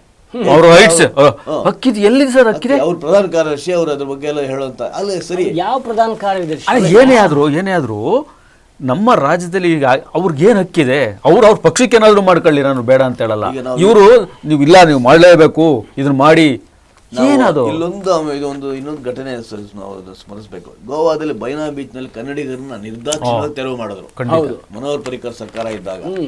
ಆವಾಗ ಒಬ್ಬ ಕನ್ನಡ ನಮ್ಮ ಸರ್ಕಾರ ಧ್ವನಿ ಎತ್ತಲಿಲ್ಲ, ನಮ್ಮ ಯಾವ ಸಂಘಟನೆಗಳು ಧ್ವನಿ ಎತ್ತಲಿಲ್ಲ, ಅಥವಾ ಬೇರೆ ಯಾರು ಕೂಡ ಅದ್ರ ಬಗ್ಗೆ ವಿಚಾರ ಮಾಡಲಿಲ್ಲ. ಕನ್ನಡ ಸರ್ಕಾರ ಯಾಕೆ ಧ್ವನಿ ಎತ್ತಲಿಲ್ಲ ಅವ್ರ ಬಗ್ಗೆ? ಅಲ್ಲ ನಮ್ಮ ಹಿತಾಸಕ್ತಿ ತೊಂದರೆ ಆಗುತ್ತೆ ಅಂತ ಗೋವಾದ ಯಾರು ಮಾತಾಡ್ಸಿಲ್ಲ. ಅದು ವಿಜಯಪುರ ಕಡೆ ಬಾಗಲಕೋಟೆ ನಿರಾಶ್ರಿತರು, ಉತ್ತರ ಕನ್ನಡ ಜಿಲ್ಲೆಯ ನಿರಾಶ್ರಿತರು ಪಾಪ ಅವರು ಮನೆ ಮಠ ಇಲ್ದಲೆ ಬೀದಿಗೆ ಬಿದ್ದೋದ್ರು. ಅವಾಗ ನೀವು ಹೇಳಿದಾಗೆ ಯಾರೊಬ್ರು ಸರ್ಕಾರ ಎತ್ತಲಿಲ್ಲ. ಈಗ ನೋಡಿ ಗೋಪಾಲ್ ಬಿಡ್ರಾಯಿ ಆದ ತಕ್ಷಣ ಎಲ್ಲಿ ಅವ್ರಿಗೆ ಇದು ಅವ್ರ ಮತಗಳು ಹೋಗುತ್ತೋ ಅಂತ ಭಯ. ಮುಂದಿನ ವರ್ಷ ಎಲೆಕ್ಷನ್ಸ್, ಅದಕ್ಕೋಸ್ಕರ ಅಲ್ಲ ಅಷ್ಟೇ. ಇಷ್ಟೇ ಜೀವನ. ನಿಮಗೆ ವೋಟ್ ಬೇಕು, ನೀವೇನ್ ಬೇಕಾದ್ರು ಹೆಂಗ್ ಬೇಕಾದ್ರು ಯಾವ ರೀತಿ ಬೇಕಾದ್ರೂ ಟರ್ನ್ ಆಗ್ತೀರಿ. ಎಲ್ಲ ಹೋದ್ಮೇಲೆ CM ಇನ್ನೊಂದು ಮಾತು ಹೇಳಿದ್ದಾರೆ. ನಿನ್ನೆ CM DCM ಸಭೆ ಮಾಡಿದಂತ ಅಧಿಕಾರಿಗಳ ಜೊತೆ ಏನ್ ಮಾಡಬೇಕು ಈಗ ಅಂತ. ಅದ್ರಲ್ಲಿ ಒಂದೇನಂದ್ರೆ ರಾಜ್ಯದ ಯಾವುದೇ ಭಾಗದಲ್ಲಿ ಅಕ್ರಮ ನಡೆದ್ರೆ ಅಧಿಕಾರಿಗಳ ವಿರುದ್ಧ ಕ್ರಮ ತಗೋತೀವಿ ಅಂತ. ಇದು ಬಹಳ ಚೆನ್ನಾಗಿ ನಮ್ಗೆಲ್ರಿಗೂ ಗೊತ್ತಾಗುತ್ತೆ. ಇದು ಬಹಳ ತೇಪೆ ಹಚ್ಚೋ ಕೆಲಸ ಬಹಳ ಚೆನ್ನಾಗೇ ಮಾಡ್ತಾರೆ ಇವರು ಅಂತ. ಎನಿವೆ ಅದು ಯಾವ ಹಂತಕ್ಕೂ ನೋಡೋಣ ಮುಂದಕ್ಕೆ. ಹೌದು. ಇನ್ನೊಂದು ವಿಷಯ, ಅರಸು ದೀರ್ಘಾವಧಿ ದಾಖಲೆ ಹೊಸ್ತಿಲಲ್ಲಿ ಸಿದ್ದರಾಮಯ್ಯ. ದೇವರಾಜ ಅರಸು ಮುಖ್ಯಮಂತ್ರಿ ಆದ ದಾಖಲೆಗಳಿಗೆ ಇವರು ಸರಿಗಟ್ತಾರೆ. ಅದರ ದಾಖಲೆಯನ್ನು ಮುರಿಯುವಂಥ ಒಂದು ಹಂತದಲ್ಲಿದ್ದಾರೆ. ಯಾವ CM ಎಷ್ಟು ಅವಧಿ? ದೇವರಾಜ ಅರಸು 7 ವರ್ಷ 239 ದಿನ ನಮ್ಮ ರಾಜ್ಯವನ್ನು ಮುಖ್ಯಮಂತ್ರಿಯಾಗಿ ಆಳಿದ್ದಾರೆ. ಸಿದ್ದರಾಮಯ್ಯವರು 7 ವರ್ಷ 240 ದಿನ, S. ನಿಜಗಮ್ಮ 7 ವರ್ಷ 175 ದಿನ, ರಾಮಕೃಷ್ಣ ಹೆಗಡೆ 5 ವರ್ಷ 216 ದಿನ, BS ಯಡಿಯೂರಪ್ಪ 5 ವರ್ಷ 82 ದಿನ. ಸೊ ಇವರು ಅವರ ದಾಖಲೆಯನ್ನ ಮುರುವ ಎಲ್ಲ 17ನೇ ಬಾರಿ ದಾಖಲೆಯ ಬಜೆಟ್ ಹೌದು ಬಜೆಟ್ ಅನ್ನ ಮಂಡಿಸೋ ಇದರಲ್ಲಿದ್ದಾರೆ. ಮತ್ತೆ ಯಾವ ಸುದ್ದಿಯನ್ನ ಹೇಳ್ತೀರಿ ರವಿ? ಸುದ್ದಿ ನೋಡಿದ್ದೀರಾ? ಈಗ ಆಮೇಲೆ ಇನ್ನೊಂದು ನೋಡಿ, ಇಷ್ಟೆಲ್ಲ ಇಲ್ಲಿ ಈ ತರ ಪರಿಸ್ಥಿತಿ ಬೆಳವಣಿಗೆ ನಡೀತಾ ಇದೆ. ಬಾಂಗ್ಲಾದಲ್ಲಿ ಹಿಂದೂಗಳ ಮೇಲೆ ಮತ್ತೆ ಮನೆಗೆ ಬೆಂಕಿ ಹಾಕಿದ್ದಾರೆ. 5 ಮನೆಗಳು ಭಸ್ಮ ಆಗಿದ್ದಾವೆ. ಎಲ್ಲ ನಿರಾಶ್ರಿತರಾಗಿದ್ದಾರೆ. ಈಗ ಅವ್ರನ್ನ ಯಾರು ಇದು ಮಾಡ್ತಾರೆ? ಈಗ ಇಲ್ಲ, ಇದನ್ನ ಏನಾದ್ರೂ ಇದನ್ನ ಗೊತ್ತಿಲ್ಲ ನಮ್ಮ ಯಾವ ಮಟ್ಟಗಳು ಯಾವ ಯಾಕೆ ಅದ್ರ ಇದು ನಿಜವಾಗಿಯೂ ಇದು ಅವರ ಮೌನ ನನಗೆ ಯಾಕೋ ಒಂದ್ ಕಡೆ ಎಲ್ಲೋ ಬೇಸರ ಆಗ್ತಾ ಇದೆ. ಇಷ್ಟು ರಿಯಾಕ್ಟ್ ಮಾಡ್ಬೇಕಾಗಿತ್ತು, ಅವರು ಮಾತಾಡ್ಬೇಕಾಗಿತ್ತು. ತುಂಬಾ ಸಲ ಇವರು ಸಿಂಗಲ್ ಆರ್ಮ್ ಮಾಡೋದು ಈಗಾಗಲೇ ಇವರು ನಾನು ನೋಡ್ಕೊಂಡ್ ಬಂದಿರುವಂಥ ನರೇಂದ್ರ ಮೋದಿ ಅವರ ನಡೆಗಳು, ಅವರು ಕೆಲವು ಸಲ ಹೆಚ್ಚು ಮಾತಾಡೋದಿಲ್ಲ, ಎಲ್ಲವನ್ನ ಕೂಲಂಕುಷವಾಗಿ ನೋಡ್ತಾ ಇರ್ತಾರೆ. ಆಮೇಲೆ ಏನೋ ಒಂದು ಡಿಸೈಡ್ ಮಾಡ್ತಾರಲ್ಲ, ಆ ನಿರ್ಧಾರ ಆ ನಡೆ ಏನು ಅಂತ ನಾವು ಕಾದು ನೋಡಬೇಕಾಗಿದೆ. ಅದು 10 ದಿನದಿಂದ ಪ್ರಧಾನಿ ಮಾತಾಡಿದ್ದಾರೆ. ಪ್ಲಸ್ ವಿದೇಶಾಂಗ ಇಲಾಖೆ ಕಾಲಕ್ಕೆ ಎಚ್ಚರಿಕೆ ಕೊಡ್ತಾ ಇದೆ. ಈಗ ಕೂಡ ನಿನ್ನೆ ಇದು ಮುಗಿಸಿದ್ದಾರೆ ಅವ್ರಿಗೆ ಭಾರತದ ವಿರೋಧನ. ಇಲ್ಲ ರವಿ, ಅದಕ್ಕೋಸ್ಕರ ಆ ಬಾಂಗ್ಲಾದೇಶದ ಗಡಿಯುದ್ದಕ್ಕೂ ನಮ್ಮ ಸೈನ್ಯವನ್ನ ಅಲ್ಲಿ ಜಮಾವಣೆ ಮಾಡಿದ್ದಾರೆ. ಯಾವುದೇ ಟೈಮಲ್ಲೂ ಏನ್ ಬೇಕಾದ್ರೂ ಆಗ್ಬೋದು ಅಂತ ಅದೋ ಒಂದು ನಡೆಯನ್ನ ಇವರು ಆಲ್ರೆಡಿ ತಗೊಂಡಿದ್ದಾರೆ. ಬಟ್ ಇಲ್ಲಿ ಒಳಗಡೆ ಹಿಂದೂಗಳಿಗೆ ಸಾವು ನೋವುಗಳಿಗೆ ಹೌದು ಅದ್ರ ಬಗ್ಗೆ ಅವರು ತ್ರಿಶಂಕು ಸ್ಥಿತಿ ಅವ್ರದ್ದು. ಓಡ್ ಬರಂಗಿಲ್ಲ, ಮನೆ ಬಿಟ್ಟು ಬರಂಗಿಲ್ಲ, ಏನು ಮಾಡ್ಕೊಳ್ಳಂಗಿಲ್ಲ. ಅದಕ್ಕೋಸ್ಕರ ಅಂತಾನೆ ಒಂದು ಕಾಯ್ದೆ ಮಾಡಿದಾರಲ್ಲ, ಯಾರೇ ಹಿಂದೂಗಳು ಹೊರದೇಶದಿಂದ ಬಂದ್ರೆ ಅವ್ರಿಗೆ ನಮ್ಮ ಭಾರತದಲ್ಲಿ ಹಿಂದೂಗಳಿಗಾಗಿ ಜಾಗ ಇದ್ದೇ ಇದೆ. ಹಿಂದೂಗಳಿಗೆ, ಸಿಖ್ಗಳಿಗೆ ಮತ್ತೆ ಹೊರ ದೇಶಗಳ ಅಲ್ಪಸಂಖ್ಯಾತರು ಯಾರಿದ್ದಾರೆ ಎಲ್ರಿಗೂ ಇಲ್ಲಿ ಜಾಗ ಇದೆ ಅಂತ ಹೇಳಿದ್ದಾರೆ, ಕಾಯ್ದೆನೆ ಮಾಡಿದ್ದಾರೆ. ಅವ್ರಿಗೆ ಯಾವತ್ತೂ ಏನು ತೊಂದರೆ ಆಗಲ್ಲ. ಬಟ್ ಏನಂದರೆ ಅವರು ನಮಗೇನು ಸಾಧ್ಯನೇ ಆಗ್ತಿಲ್ಲ ಇಲ್ಲಿ ಉಳ್ಕೊಳ್ಳಿಕ್ಕೆ, ಪಾಕಿಸ್ತಾನದಲ್ಲೋ ಬಾಂಗ್ಲಾದೇಶದಲ್ಲೋ ಅಥವಾ ಬೇರೆ ದೇಶಗಳಲ್ಲಿ ನಮ್ಗೆ ಆಗ್ತಿಲ್ಲ ಅಂತ ನಾವು ಬಂದು ಇಲ್ಲಿ ಎರಡು ಬೆಳವಣಿಗೆ ಅಂತಂದ್ರೆ ಆಂತರಿಕವಾಗಿ ಹಿಂದೂಗಳು ಈಗ ಜೋರಾಗಿ ಈಗ ಪ್ರತಿಭಟನೆ ಶುರು ಮಾಡಿದ್ದಾರೆ. ಅವರು ಹೊರಗಡೆಯಿಂದ ಸಪೋರ್ಟ್ ಸಿಗ್ಬೇಕು ನಮ್ಮ ಕಡೆಯಿಂದ. ಖಂಡಿತವಾಗಿಯೂ ಅಟ್ಲೀಸ್ಟ್ ಮಾರಲ್ ಸಪೋರ್ಟ್. ದೇವರ ದಯೆ ಅಲ್ಲ ಗೊತ್ತಿಲ್ಲ ನೋಡಿ, ನೇಪಾಳದ ಹಿಂದೂಗಳು ಅವ್ರನ್ನ ಬೆಂಬಲಿಸ್ತಾ ಇದ್ದಾರೆ. ಹೌದು, ಅಲ್ಲಿ ಹಿಂದೂಗಳಿಗೆ ಏನಾದ್ರು ಅವರು ಸ್ಟೇಟ್ಮೆಂಟ್ ಕೊಟ್ಟಿದ್ದಾರೆ. ನೇಪಾಳ ಒಂದೇ ಅಲ್ಲ, ಇಸ್ರೇಲ್ನಲ್ಲಿ ಬಾಂಗ್ಲಾದೇಶದ ನಮ್ಮ ಹಿಂದೂಗಳ ಪರ ಪ್ರತಿಭಟನೆ ಹೌದು ಇಸ್ರೇಲ್ ಮಾಡಿದ್ದಾರೆ. ಬಟ್ ಇದು ಯಾಕೋ ಭಾರತ ಒಂದು ಎರಡು ಕಠಿಣವಾದ ನಿರ್ಧಾರ ತಗೋಬೇಕು. ಒಂದೇನು ಅಂತಂದ್ರೆ ಇವೇನು ಪಾಕಿಸ್ತಾನ ಗಡಿಯಲ್ಲಿ ಶಾಶ್ವತ ಒಂದು ಬೇಲಿ ಹಾಕಿದಾರಲ್ಲ, ಹೌದು ಆ ತರ ಈ ಬಾಂಗ್ಲಾ ಗಡಿಯಲ್ಲಿ ಬೇಲಿ ಆಗ್ಲೇಬೇಕು. ಯಾಕೆಂದ್ರೆ ಬಾಂಗ್ಲಾ ವಿಭಜನೆ ಆದಾಗ ನಮ್ಮ ಭಾರತದವರು ಅವ್ರಿಗೆ ಮಾಡಿರೋಷ್ಟು ಹೆಲ್ಪ್ ಬಹುಶಃ ಯಾವ ದೇಶದವರು ಮಾಡಿಲ್ಲ. ದೇಶ ನಿರ್ಮಾಣಕ್ಕೆ ನಾವೇ ಕಾರಣ. ಸಂಪೂರ್ಣ ನೀವು ಹಿಸ್ಟ್ರಿ ಅಲ್ಲ ಸರ್ ಇದು ಆ ದೇಶದವರು ಮಾಡ್ತೀರಿ ಅಂತ ನಾವು ಯಾವುದೇ ಕಾರಣಕ್ಕೂ ಹೇಳುವಾಗಿಲ್ಲ, ಖಂಡಿತವಾಗಿ ಹೇಳುವಾಗಿಲ್ಲ. ಅಲ್ಲಿ ಇವಾಗ ಇವರು ಪ್ರವೋಕ್ ಮಾಡ್ತಾ ಪಾಕಿಸ್ತಾನದವರು ಅಲ್ಲಿ ಹೋಗಿ ಈ ತರ ಸಂದರ್ಭಗಳನ್ನ ಸೃಷ್ಟಿ ಮಾಡಿ ಒಂದು ದೊಡ್ಡ ಅರಾಜಕತೆಯನ್ನು ಉಂಟು ಮಾಡ್ತಿದ್ದಾರೆ. ಇನ್ನೊಂದು ಗಮನಿಸಿ, ಈವರೆಗೆ ಪರದೇಶದಲ್ಲಿ ದೇಶಭ್ರಷ್ಟರಾಗಿದ್ದ ಜಿಯಾವುರ್ ರೆಹಮಾನ್ ಮಗ ಯಾರು, ಅವರು ಈಗ ಬಂದು ಒಂದು ಪಾಕಿಸ್ತಾನ ಬಾಂಗ್ಲಾದೇಶಕ್ಕೆ ಬಂದು ಒಂದು 10-15 ವಾರ ಆಗಿದೆ. ಅವ್ರು ಬಂದು ಕೂಡಲೇ ಈ ತರ ಹೊಸ ಹಿಂಸಾಚಾರ ಸ್ಟಾರ್ಟ್ ಆಗಿದೆ. ಅವರು ಜಿಯಾವುರ್ ರೆಹಮಾನ್ ಮತ್ತೆ ಹಿಂದೆ ಪ್ರಧಾನಿ ಆಗಿದ್ದಾರೆ ಬೇಗಂ ಖಲೀದಾ ಜಿಯಾ ಅವ್ರ ಮಗ. ಹೌದು, ಈಗ ಅವರು ಬಂದ ನಂತರ ಉಳಿದದೆಲ್ಲ ಈಗ ಮುಂದಿನ ಫೆಬ್ರವರಿ ಚುನಾವಣೆ ಆಗ್ತಿದೆ. ಆ ಚುನಾವಣೆಗೆ ಸಿದ್ಧತೆ ಮಾಡೋ ದೃಷ್ಟಿಯಿಂದ ಹಿಂದೂಗಳನ್ನ ತಟಸ್ಥರ ಮಾಡ್ಬೇಕು, ಎಲ್ಲ ಓಡಿಸ್ಬೇಕು ಅಲ್ಲಿಂದ. ಇವೆರಡು ಹುನ್ನಾರ ಇದು. ಹೌದು. ಆನಂದ್, ಯಾವ ವಿಷಯದ ಬಗ್ಗೆ ಮಾತಾಡ್ತೀವಿ? ತಿಮ್ಮರೋಡಿ ಬಂಧನಕ್ಕೆ ವಾರೆಂಟ್. ಅಂದ್ರೆ ಪದೇ ಪದೇ ನ್ಯಾಯಾಲಯಕ್ಕೆ ಗೈರಾಗುತ್ತಿರುವ ಮಹೇಶ್ ಶೆಟ್ಟಿ ತಿಮ್ಮರೋಡಿ ಬಂಧನಕ್ಕೆ ಬೆಳ್ತಂಗಡಿ ನ್ಯಾಯಾಲಯ ವಾರೆಂಟ್ ಜಾರಿ ಮಾಡಿದೆ. ಅಂದ್ರೆ ಒಂದು ಖಾಸಗಿ ಕಾರ್ಯಕ್ರಮದಲ್ಲಿ ಅವರು ದ್ವೇಷ ಭಾಷಣ ಮಾಡಿದಂತೆ, ಹಾಗಾಗಿ ಕಿಶೋರ್ ಕುಮಾರ್ ಅನ್ನೋರು ಏನ್ ಮಾಡಿದ್ದಾರೆ, ಅವ್ರಿಗೆ ಬೆಳ್ತಂಗಡಿ ಪೊಲೀಸ್ ನ್ಯಾಯಾಲಯದಲ್ಲಿ ಚಾರ್ಜ್ ಶೀಟ್ ಸಲ್ಲಿಸಿದ್ರು. ಇವ್ರು ಏನ್ ಮಾಡಿದ್ದಾರೆ, ವಾರೆಂಟ್ ಆದಾಗೆಲ್ಲ ಹೋಗೇ ಇಲ್ಲ, ಒಂದು 7-8 ಸತಿ ಹೋಗಿಲ್ಲ. ಅದಕ್ಕೆ ಏನ್ ಮಾಡಿದ್ರು ನ್ಯಾಯಾಧೀಶರೀಗ ಅವ್ರನ್ನ ಮಾಡಕ್ಕೆ ಹೇಳಿದ್ದಾರೆ, ನೋಡಿ ಬಂಧನ ಮಾಡಿ. ಯಾವಾಗಲೂ ಅಷ್ಟೇ ಆನಂದ್, ನಾವೇನೇ ಮಾತಾಡುವ ವಿವೇಚನೆಯಿಂದ ಆಲೋಚನೆ ಮಾಡಿ ಮಾತಾಡಬೇಕಾದ ಪರಿಸ್ಥಿತಿ ಇವತ್ತಿದೆ. ಹೌದು, ಅಂಥ ಶ್ರೀ ಕ್ಷೇತ್ರ ಧರ್ಮಸ್ಥಳದ ಬಗ್ಗೆ ಇವರು ಅಷ್ಟೆಲ್ಲ ಕತೆ ಕಟ್ಟಿ, ಬಣ್ಣದ ಕತೆ ಕಟ್ಟಿ ಅಷ್ಟೆಲ್ಲ ಆಟ ಆಡಿದ್ರಲ್ಲ, ಬಹುಶಃ ಒಂದು ಸರ್ಕಾರ ಮಾಡಬೇಕಾದಂಥ ಎಲ್ಲ ಕೆಲಸಗಳನ್ನು ಹೌದು ಅದು ಧರ್ಮಸ್ಥಳ ಗ್ರಾಮೀಣ ಸೇವಾ ಸಂಸ್ಥೆ ಮಾಡ್ತಾ ಇದೆ. ಹೌದು, ಧರ್ಮದರ್ಶಿಗಳು ಅದನ್ನ ಅಚ್ಚುಕಟ್ಟಾಗಿ ನಡೆಸ್ಕೊಂಡು ಹೋಗ್ತಿದ್ದಾರೆ ಕಾವಂತರು. ಅಂತಹ ಕ್ಷೇತ್ರದ ಮೇಲೆ ನೀವು ಎಲ್ಲಿದೆ ಅದು ಬುರುಡೆ ಪ್ರಕರಣನೇ, ಅದು ಬುರುಡೆ ಪ್ರಕರಣನೇ, ಏನು ಸಿಗಲ್ಲ ಅಲ್ಲ. ಪ್ರತಿ ದಿವಸ ಅಷ್ಟು ಜನಗಳಿಗೆ ಆಮೇಲೆ ಅದಕ್ಕೆ ಎಷ್ಟೋ ಕೋಟ್ಯಾಂತರ ರೂಪಾಯಿ ಖರ್ಚು ಮಾಡ್ತಾ ಇದ್ದಾರೆ ಅಲ್ವಾ. ತನಿಖಾ ಸಮಿತಿ ಸರ್ಕಾರ ದುಡ್ಡು ಖಂಡಿತವಾಗಿಯೂ ಇಲ್ಲಿ ಲಾಸ್ಟ್ಗೆ ನಂದು ತಪ್ಪಾಯ್ತು ಕ್ಷಮಿಸಿ ಅಂದ್ರೆ ಖಂಡಿತ ಕೋರ್ಟ್ ಬಿಡ್ಲೇಬಾರ್ದು, ಇದಕ್ಕೆ ಕಠಿಣವಾದ ಶಿಕ್ಷೆ ಕೊಡ್ಲೇಬೇಕು ಇವಕ್ಕೆಲ್ಲ. ಯಾಕಂದ್ರೆ ನಾಳೆ ದಿವಸ ಇನ್ನೂ 4 ಜನ ಉಟ್ಕೊಂತಾರೆ. ಈಗ ನಾನೆಲ್ಲ ಒಂದ್ ಕಡೆ ಓದಿದ್ದೆ, ನೆಕ್ಸ್ಟ್ ಹೊರನಾಡು ಅನ್ನಪೂರ್ಣೇಶ್ವರಿಗೂ ಇದೇ ತರ ಮಾಡ್ತಾರೆ. ಹಿಂದೂ ಧಾರ್ಮಿಕ ಕೇಂದ್ರಗಳ ಬಗ್ಗೆ ಮಾಡ್ತಾರೆ. ಒಂದು ದೊಡ್ಡ ಹುನ್ನಾರಗಳು ಅಂದ್ರೆ ಧಾರ್ಮಿಕ ಕ್ಷೇತ್ರಗಳನ್ನ ಅದರ ಮೇಲೆ ಕೆಟ್ಟ ಪ್ರಭಾವ ಬೀರೋದಕ್ಕೆ, ಅದರ ಬಗ್ಗೆ ಕೆಟ್ಟ ಇದನ್ನ ಮಾಡಿಲ್ಲ. ಇವಕ್ಕೆಲ್ಲ ತಾರ್ಕಿಕ ಅಂತ ನೀವು ಕೊಡ್ಲೇಬೇಕು. ಅಂದ್ರೆ ಸ್ಟ್ರಿಕ್ಟ್ ಆಗಿ ನೆನ್ನೆ ನೀವು ಮಾತಾಡಿದ್ರಿ, ನಮ್ಮಲ್ಲಿ ನಮ್ಮ ದೇಶದಲ್ಲಿ ಕಾನೂನು ಸರಿಯಾದ ರೀತಿಯಲ್ಲಿ ಇಲ್ಲ. ಖಂಡಿತ ಹೆಂಗ್ ಬೇಕಾದ್ರೂ ನುಸುಳ್ಕೋಬಹುದು, ಹೆಂಗ್ ಬೇಕಾದ್ರೂ ಹೊರಟೋಗ್ಬಿಡ್ಬೋದು. ಇದನ್ನ ಫಸ್ಟು ನಿರ್ದಾಕ್ಷಿಣ್ಯವಾಗಿ ಯಾರು ತಪ್ಪು ಮಾಡಿದರೆ ಶಿಕ್ಷೆ ಆಗ್ಲೇಬೇಕು. ಅಲ್ಲ ರವಿ ಸರ್, ಈಗ ಅವ್ರ್ಯಾರೋ ಮುಸುಕು ಮನುಷ್ಯ ಅನ್ನೋನು 1 ಕಡೆ 2 ಕಡೆ 3 ಕಡೆ ಈ ತರ ಜಾಗ ತೋರಿಸ್ತಾನೆ ಇದ್ದ. ಎಷ್ಟು ಖರ್ಚು ಮಾಡಿದ್ರು ಅಲ್ವಾ, ಎಷ್ಟು ಜನ ತನಿಖಾ ತಂಡ ಎಷ್ಟು ಮಾಡಿದ್ರು, ಎಲ್ಲಾ ಮಾಡಿದ್ರು. ಕೊನೆಗೆ ಒಂದು ತಪ್ಪು ಒಪ್ಕೊಂಡ, ಇಲ್ಲ ಅವ್ರು ಹೇಳ್ಕೊಟ್ರು ನಾನು ಆತರ ಮಾಡಿದೆ ಅಂತ. ಮುಂದೇನಾಯ್ತು? ಅಷ್ಟೇ. ಏನಾಯ್ತು? ಮುಂದೇನಾಯ್ತು? ಎಲ್ಲವೂ ಯಾರೋ ಕುತಂತ್ರದಿಂದ ಮಾಡುವಂತಹ ಕೆಲಸಗಳು. ಇದು ಅಲ್ಲ, ಬಟ್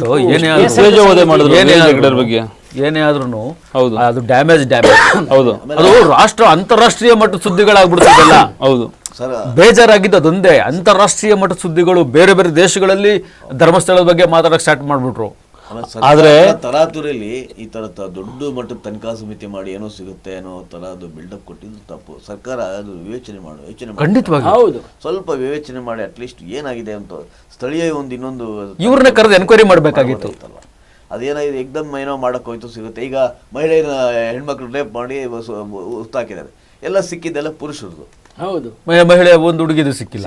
ಅದು ಅರ್ಥ ಏನಾಗುತ್ತೆ ಸುಮ್ಮನೆ ಎಲ್ಲ ನಾವು ಹೇಳೋದು. ಈಗ ಅದ್ರಲ್ಲಿ ಏನು ಸತ್ಯಾಂಶ ಇದೆಯೇನೋ, ಅಲ್ಲಿ ಎಲ್ಲ ಘಟನೆಗಳಿಗೂ ಅದೇನೇ ಹೇಳ್ತಾರಲ್ಲ, ಎಲ್ಲಕ್ಕೂ ಇವರೇ ಕಾರಣ, ಕಾರಣಗಳೇನೋ ತೇಜೋವಧೆ ಮಾಡಿದ್ರಲ್ಲ ಪಾಪ, ಮಾಡಬಾರ್ದಿತ್ತು.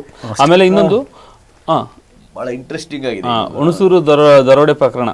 ಎಚ್ಚರಿಕೆ ಸಂದೇಶ ನೀಡಿದ ಕೇರಳದ ಕೇಂದ್ರ ಮಳಿಗೆ. ಹುಣಸೂರಿನ ಗೋಲ್ಡ್ ಅಂಡ್ ಡೈಮಂಡ್ ಮಳಿಗೆ ದರೋಡೆಕೋರರು ನುಗ್ಗಿರುವ ಬಗ್ಗೆ ಎಚ್ಚರಿಕೆ ಸಂದೇಶ ಕೇರಳದಿಂದ ಬಂದಿತ್ತು. ಹೀಗಾಗಿ ಹೊರಗೆ ಹೋಗಿದ್ದ ಮಳಿಗೆಯ ವ್ಯವಸ್ಥಾಪಕರು ಓಡಿ ಬಂದರು. ಇದನ್ನು ಗಮನಿಸಿದ ದರೋಡೆಕೋರರು ತುರಾತುರಿಯಲ್ಲಿ ಪರಾರಿಯಾದರು. ಈ ದರೋಡೆ ಕೇವಲ 7 ನಿಮಿಷದಲ್ಲಿ ನಡೆದಿತ್ತು. ಅಂದರೆ 7 ನಿಮಿಷದಲ್ಲಿ, ಅಂದರೆ ಒಡವೆ ಅಂಗಡಿಗಳಿಗೆ ಸೈರನ್ ಹಾಕಿರ್ತಾರೆ ಅವ್ರ ಮೊಬೈಲ್ಗಳಲ್ಲಿ. ಅವ್ರ ಮೊಬೈಲ್ ಒಂದು ಇಲಿ ಹೋದ್ರೂ ಒಂದು ಜಿರ್ಲೆ ಹೋದ್ರೂ ಅವ್ರಿಗೆ ಗೊತ್ತಾಗ್ಬಿಡುತ್ತೆ. ಆ ಥರ ಅವ್ರು ಬಹುಶಃ 7 ನಿಮಿಷದಲ್ಲಿ 7 kg ಚಿನ್ನ ಹೊಡ್ಕೊಂಡು ಹೋಗಿದ್ದಾರೆ.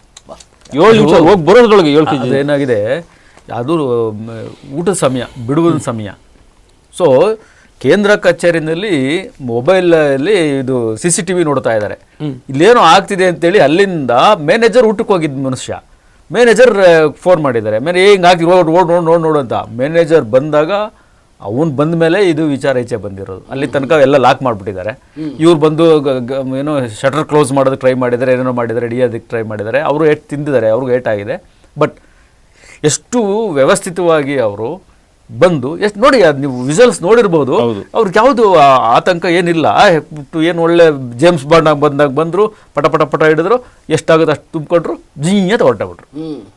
ಅಂದರೆ ಬಟ್ ಯಾವತ್ತಿದ್ರೂ ಒಂದಲ್ಲ ಒಂದು ಸಿಕ್ಕಾಕತ್ತಾರೆ. ಅದು ಏನು ಶಾಶ್ವತ ಅಲ್ಲ ಅವ್ರು ಯಾರು. ಆದ್ರೆ ಏನ್ ಗೊತ್ತಾ, ಇದ್ರಲ್ಲಿ ನೀವು ಯಾವುದೇ ಕಳ್ತನ ಆಗ್ಲಿ, ಆ ಸುತ್ತಮುತ್ತ ಜನಗಳೇ ಅದ್ರಲ್ಲಿ ಶಾಮೀಲಾಗಿರ್ತಾರೆ. ಮೊನ್ನೆ ಒಂದು 7 ಕೋಟಿ ದರೋಡೆ ಮಾಡ್ಕೊಂಡು ಹೋದಾಗ ಪೊಲೀಸ್ ಕಾನ್ಸ್ಟೇಬಲ್ ಶಾಮೀಲಾಗಿರ್ತಾರೆ. ಇಲ್ಲೂ ಅಷ್ಟೇ ಆ ಸುತ್ತ ಮಾಜಿ ಯಾರು ಹಿಂದೆ ಕೆಲಸ ಮಾಡಿದವರು. ಆಮೇಲೆ ನೋಡಿ, ಇಲ್ಲೊಂದು ಗಮನಿಸಿ, ATM ಅಲ್ಲಿ ಈ ತರ ದರೋಡೆಗಳಾಗ್ತಿರ್ತವಲ್ಲ. ಹೌದು, ಯಾವ್ದೋ ಕಾರ್ಡ್ ತಗೊಂಡು ಇನ್ಯಾರನ್ನ ಹೆದರ್ಸಿ ಬೆಚ್ಚಿ ತೆಗಿಸ್ತಾರಲ್ಲ, ಅಲ್ಲೊಂದು ವಿಷಯ ಇದಿದೆ. ಅದು ಈ ಜಾರಿಯಲ್ಲಿ ಇದೆಯೋ ಇಲ್ಲ ಗೊತ್ತಿಲ್ಲ. ಈಗ ನೀವು ATM ಪಿನ್ ಹೊತ್ತಿರಲ್ಲ, ರಿವರ್ಸ್ ಹೊತ್ಬಿಟ್ರೆ ಸ್ಥಳೀಯ ಪೊಲೀಸ್ ಸ್ಟೇಷನ್ಗೆ ಅದು ಸಂದೇಶ ಎಲ್ಲೋ ಒಂದ್ ಕಡೆ ಓದಿದೆ, ಇದೆಯೋ ಇಲ್ಲೋ ಗೊತ್ತಿಲ್ಲ. ಅಂದ್ರೆ ಗಾಬರಿಲಿ ಒತ್ತಕ್ಕಾಗಲ್ಲ, ಯಾವ್ದೋ ನಂಬರ್ ಇರುತ್ತೆ, ಗಾಬರಿಲಿ ಒತ್ತಕ್ಕಾಗಲ್ಲ ಯಾರಿಗೆ. ಗಾಬರಿಲಿ ನನಗೆ ಅವ್ರು ಯಾರೋ ಒತ್ತಾಯ ಮಾಡ್ತಾರೆ, ತೆಗಿ ಮಾಡುವ. ಅವ್ ನನ್ಗೆ ಗೊತ್ತಿರುತ್ತೆ 1973 ಇದು ಅಂತ. ಆಗ 3791 ತೊಂದ್ಬಿಟ್ರೆ ನೇರ ಅಲ್ಲಿ ಹೋಗುತ್ತೆ. ಅಲ್ಲಿ ತರ ಈ ಎಲ್ಲ ಜ್ಯುವೆಲ್ರಿಗಳಿಗೆ, ಮೇಜರ್ ಆಯ್ಕಟ್ಟು ಪ್ರದೇಶ ಜ್ಯುವೆಲ್ರಿಗಳಿಗೆ ಒಂದು ಸೈರನ್ನು ಅಲ್ಲಿಂದ ಸ್ಥಳೀಯ ಪೊಲೀಸ್ ಸ್ಟೇಷನ್ಗೆ ಇದ್ದರೆ ಅವರು ತಕ್ಷಣ ಅವರು ಏನು ಹೇಳಿದ್ರೆ ಸಹಾಯಕ್ಕೋಸ್ಕರ ಒಂದು ಮೊರೆ ಹೋಗ್ಬೋದು, ಇಮಿಡಿಯೇಟ್ಲಿ ಪೊಲೀಸರಲ್ಲಿ ಬರ್ಬೋದು. ಇದೊಂದು ಪೊಲೀಸರು ಮಾಡಿದ್ರೆ ಕನಿಷ್ಠ ಈ ದರೋಡೆ ಮಾಡ್ಲಿಕ್ಕೆ ಒಂದು 10 ನಿಮಿಷ 5 ನಿಮಿಷದಲ್ಲಿ ಕೂಡ ಪೊಲೀಸರು ಧಾವಿಸ್ಬೋದು ಅಂತ. ಹೌದು. ಇನ್ನೇನು ಒಂದು ದಿನ ಇದೆ ವರ್ಷಾಚರಣೆ ಸಂಭ್ರಮಕ್ಕೆ. ಮತ್ತೆ ಇಬ್ರು ಡ್ರಗ್ ಪೆಡ್ಲರ್ಗಳನ್ನ ಏನೋ ಹಿಡಿದಿದ್ದಾರೆ. ಅಲ್ಲ, ಅದ್ರ ಜೊತೆಗೆ 9 ಕೋಟಿ ಮೌಲ್ಯದ ಡ್ರಗ್ಸ್ ಹೊಸ ನಿನ್ನೆ ಕಿಕ್ಕೇರಿಸಲು ಸಿದ್ಧವಾಗಿದ್ದ 9 ಕೋಟಿ ಮೌಲ್ಯದ ಡ್ರಗ್ಸ್ ಹೊಸ. ಹೌದು. ಬಟ್ ಇವರು ಒಳ್ಳೆ ಟೈಟಲ್ ಇಟ್ಬಿಟ್ಟಿದ್ದಾರೆ ಈಗ. ಯಾರು? ನಮ್ಮ ಕನ್ನಡ ಪ್ರಭಾದರು, ಕರುನಾಡು ಡ್ರಗ್ಸ್ ಬೀಡು.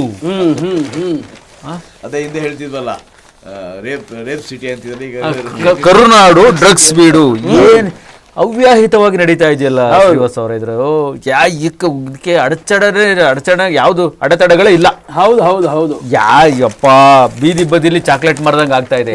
ಈಗ ನೋಡಿ, ಮೊನ್ನೆ 3 ಫ್ಯಾಕ್ಟ್ರಿಗಳು ಪತ್ತೆ ಆಯ್ತಲ್ಲ ಡ್ರಗ್ಸ್. ಅದರ ಹಿನ್ನೆಲೆಯಲ್ಲಿ ಕರ್ತವ್ಯಲೋಪ ಅಂದ್ರೆ ಇಷ್ಟು ಫ್ಯಾಕ್ಟ್ರಿಗಳೆಲ್ಲ ಇದ್ರು ಪೊಲೀಸರು ನಿರ್ಲಕ್ಷ್ಯ ವಹಿಸಿದ್ದು ರುಜುವಾತಾಗಿದ್ದ ಹಿನ್ನೆಲೆಯಲ್ಲಿ 3 ಇನ್ಸ್ಪೆಕ್ಟರ್ ಸಸ್ಪೆಂಡ್ ಮಾಡಿದ್ದಾರೆ. ಅಂದ್ರೆ ಮಹಾರಾಷ್ಟ್ರ ಪೊಲೀಸರು ಬಂದು ಇಲ್ಲಿ ಹಿಡಿದ್ರು, ಇಲ್ಲಿ ವ್ಯಾಪ್ತಿಗೆ ಒಳಪಟ್ಟಿರೋ ಪೊಲೀಸರ ಕೈಲಿ ಆಗಿಲ್ಲ, ಫ್ಯಾಕ್ಟ್ರಿ ಕಂಡಕ್ಟ್ ಆಗಲ್ಲ ಅಂತ ಹೇಳ್ಬಿಟ್ಟು ಅದನ್ನೇ ಮಾತಾಡ್ತಾ ಇದ್ವಿ. ಇಲ್ಲಿರೋರು ಏನ್ ಮಾಡ್ತಿದ್ದಾರೆ, ಇಲ್ಲಿರೋ ಗೃಹ ಸಚಿವಾಲಯ ಏನ್ ಮಾಡ್ತಿದೆ, ಗೃಹ ಮಂತ್ರಿಗಳು ಏನ್ ಮಾಡ್ತಿದ್ದಾರೆ, ಅಲ್ಲಿರೋ ಯಾರೋ ಬಂದು ಇಲ್ಲಿ ನೋಡಿ ಹಿಡಿದಾಕಿ ಅವ್ರು ಯಾವ ಸುಳಿವು ಸೂಚನೆಯನ್ನು ಕೊಟ್ಟಿಲ್ಲ. ನಮ್ಮ ಬೀದಿಯಲ್ಲಿ ಏನಾಗ್ತಿದೆ ನಮ್ಗೆ ಗೊತ್ತಿಲ್ಲ. ಪಕ್ಕದ ಮನೆನೇ ಗೊತ್ತಿಲ್ಲ ಸರ್. ನೀವು ಬೆಂಗಳೂರು ಮಟ್ಟಕ್ಕಿದೆ, ಪಕ್ಕದ ಮನೆ ಇದೆ. ಸೊ ಅಲ್ಲಿ ತುಂಬಾ ಸ್ಟ್ರಿಕ್ಟ್ ಏನೋ ಮಾಡ್ತಾ ಇದ್ದಾರೆ. ಹೊಸ ವರ್ಷದ ಆಚರಣೆ, ಮಹಿಳೆಯರ ಜೊತೆ ಅನುಚಿತ ವರ್ತನೆ ತೋರಿದ್ರೆ ನಿಮ್ಗೆ ಇಮಿಡಿಯೇಟ್ ಒಂದು ವಾರ ಆದ್ರೂ ಬಿಡೋದಿಲ್ಲ ಅಂತ ಇವರು ಕಮಿಷನರ್ ಹೇಳಿದ್ದಾರೆ. ಎಲ್ಲಿದ್ರು ಬಿಡಲ್ಲ ಅಂತ. ಸೊ ಹಾಗಾಗಿ ಇನ್ನೊಂದಷ್ಟು ಅವರು ಮುಂಜಾಗ್ರತಾ ಕ್ರಮ ತಗೊಳ್ತಾ ಇದ್ದಾರೆ. ಬಟ್ ನಾವಾಗಲೇ ಹೇಳಿದಾಗೆ ಇವರೆಷ್ಟೇ ಮುಂಜಾಗ್ರತಾ ಕ್ರಮಗಳು ತಗೊಂಡ್ರು ಕೂಡ ಅದು ನಿಮ್ಮ ಕೈನಲ್ಲಿ ಇರುತ್ತದೆ. ಯಾರು ನೀವು ಎಂಜಾಯ್ ಮಾಡ್ಲಿಕ್ಕೆ ಹೋಗ್ತೀರಿ, ಎಂಜಾಯ್ ಮಾಡಿ ಎಲ್ಲ ಮಾಡಿ ಆರಾಮ್ಸೆ ಮನೆ ಸೇರ್ಕೊಳ್ಳಿ.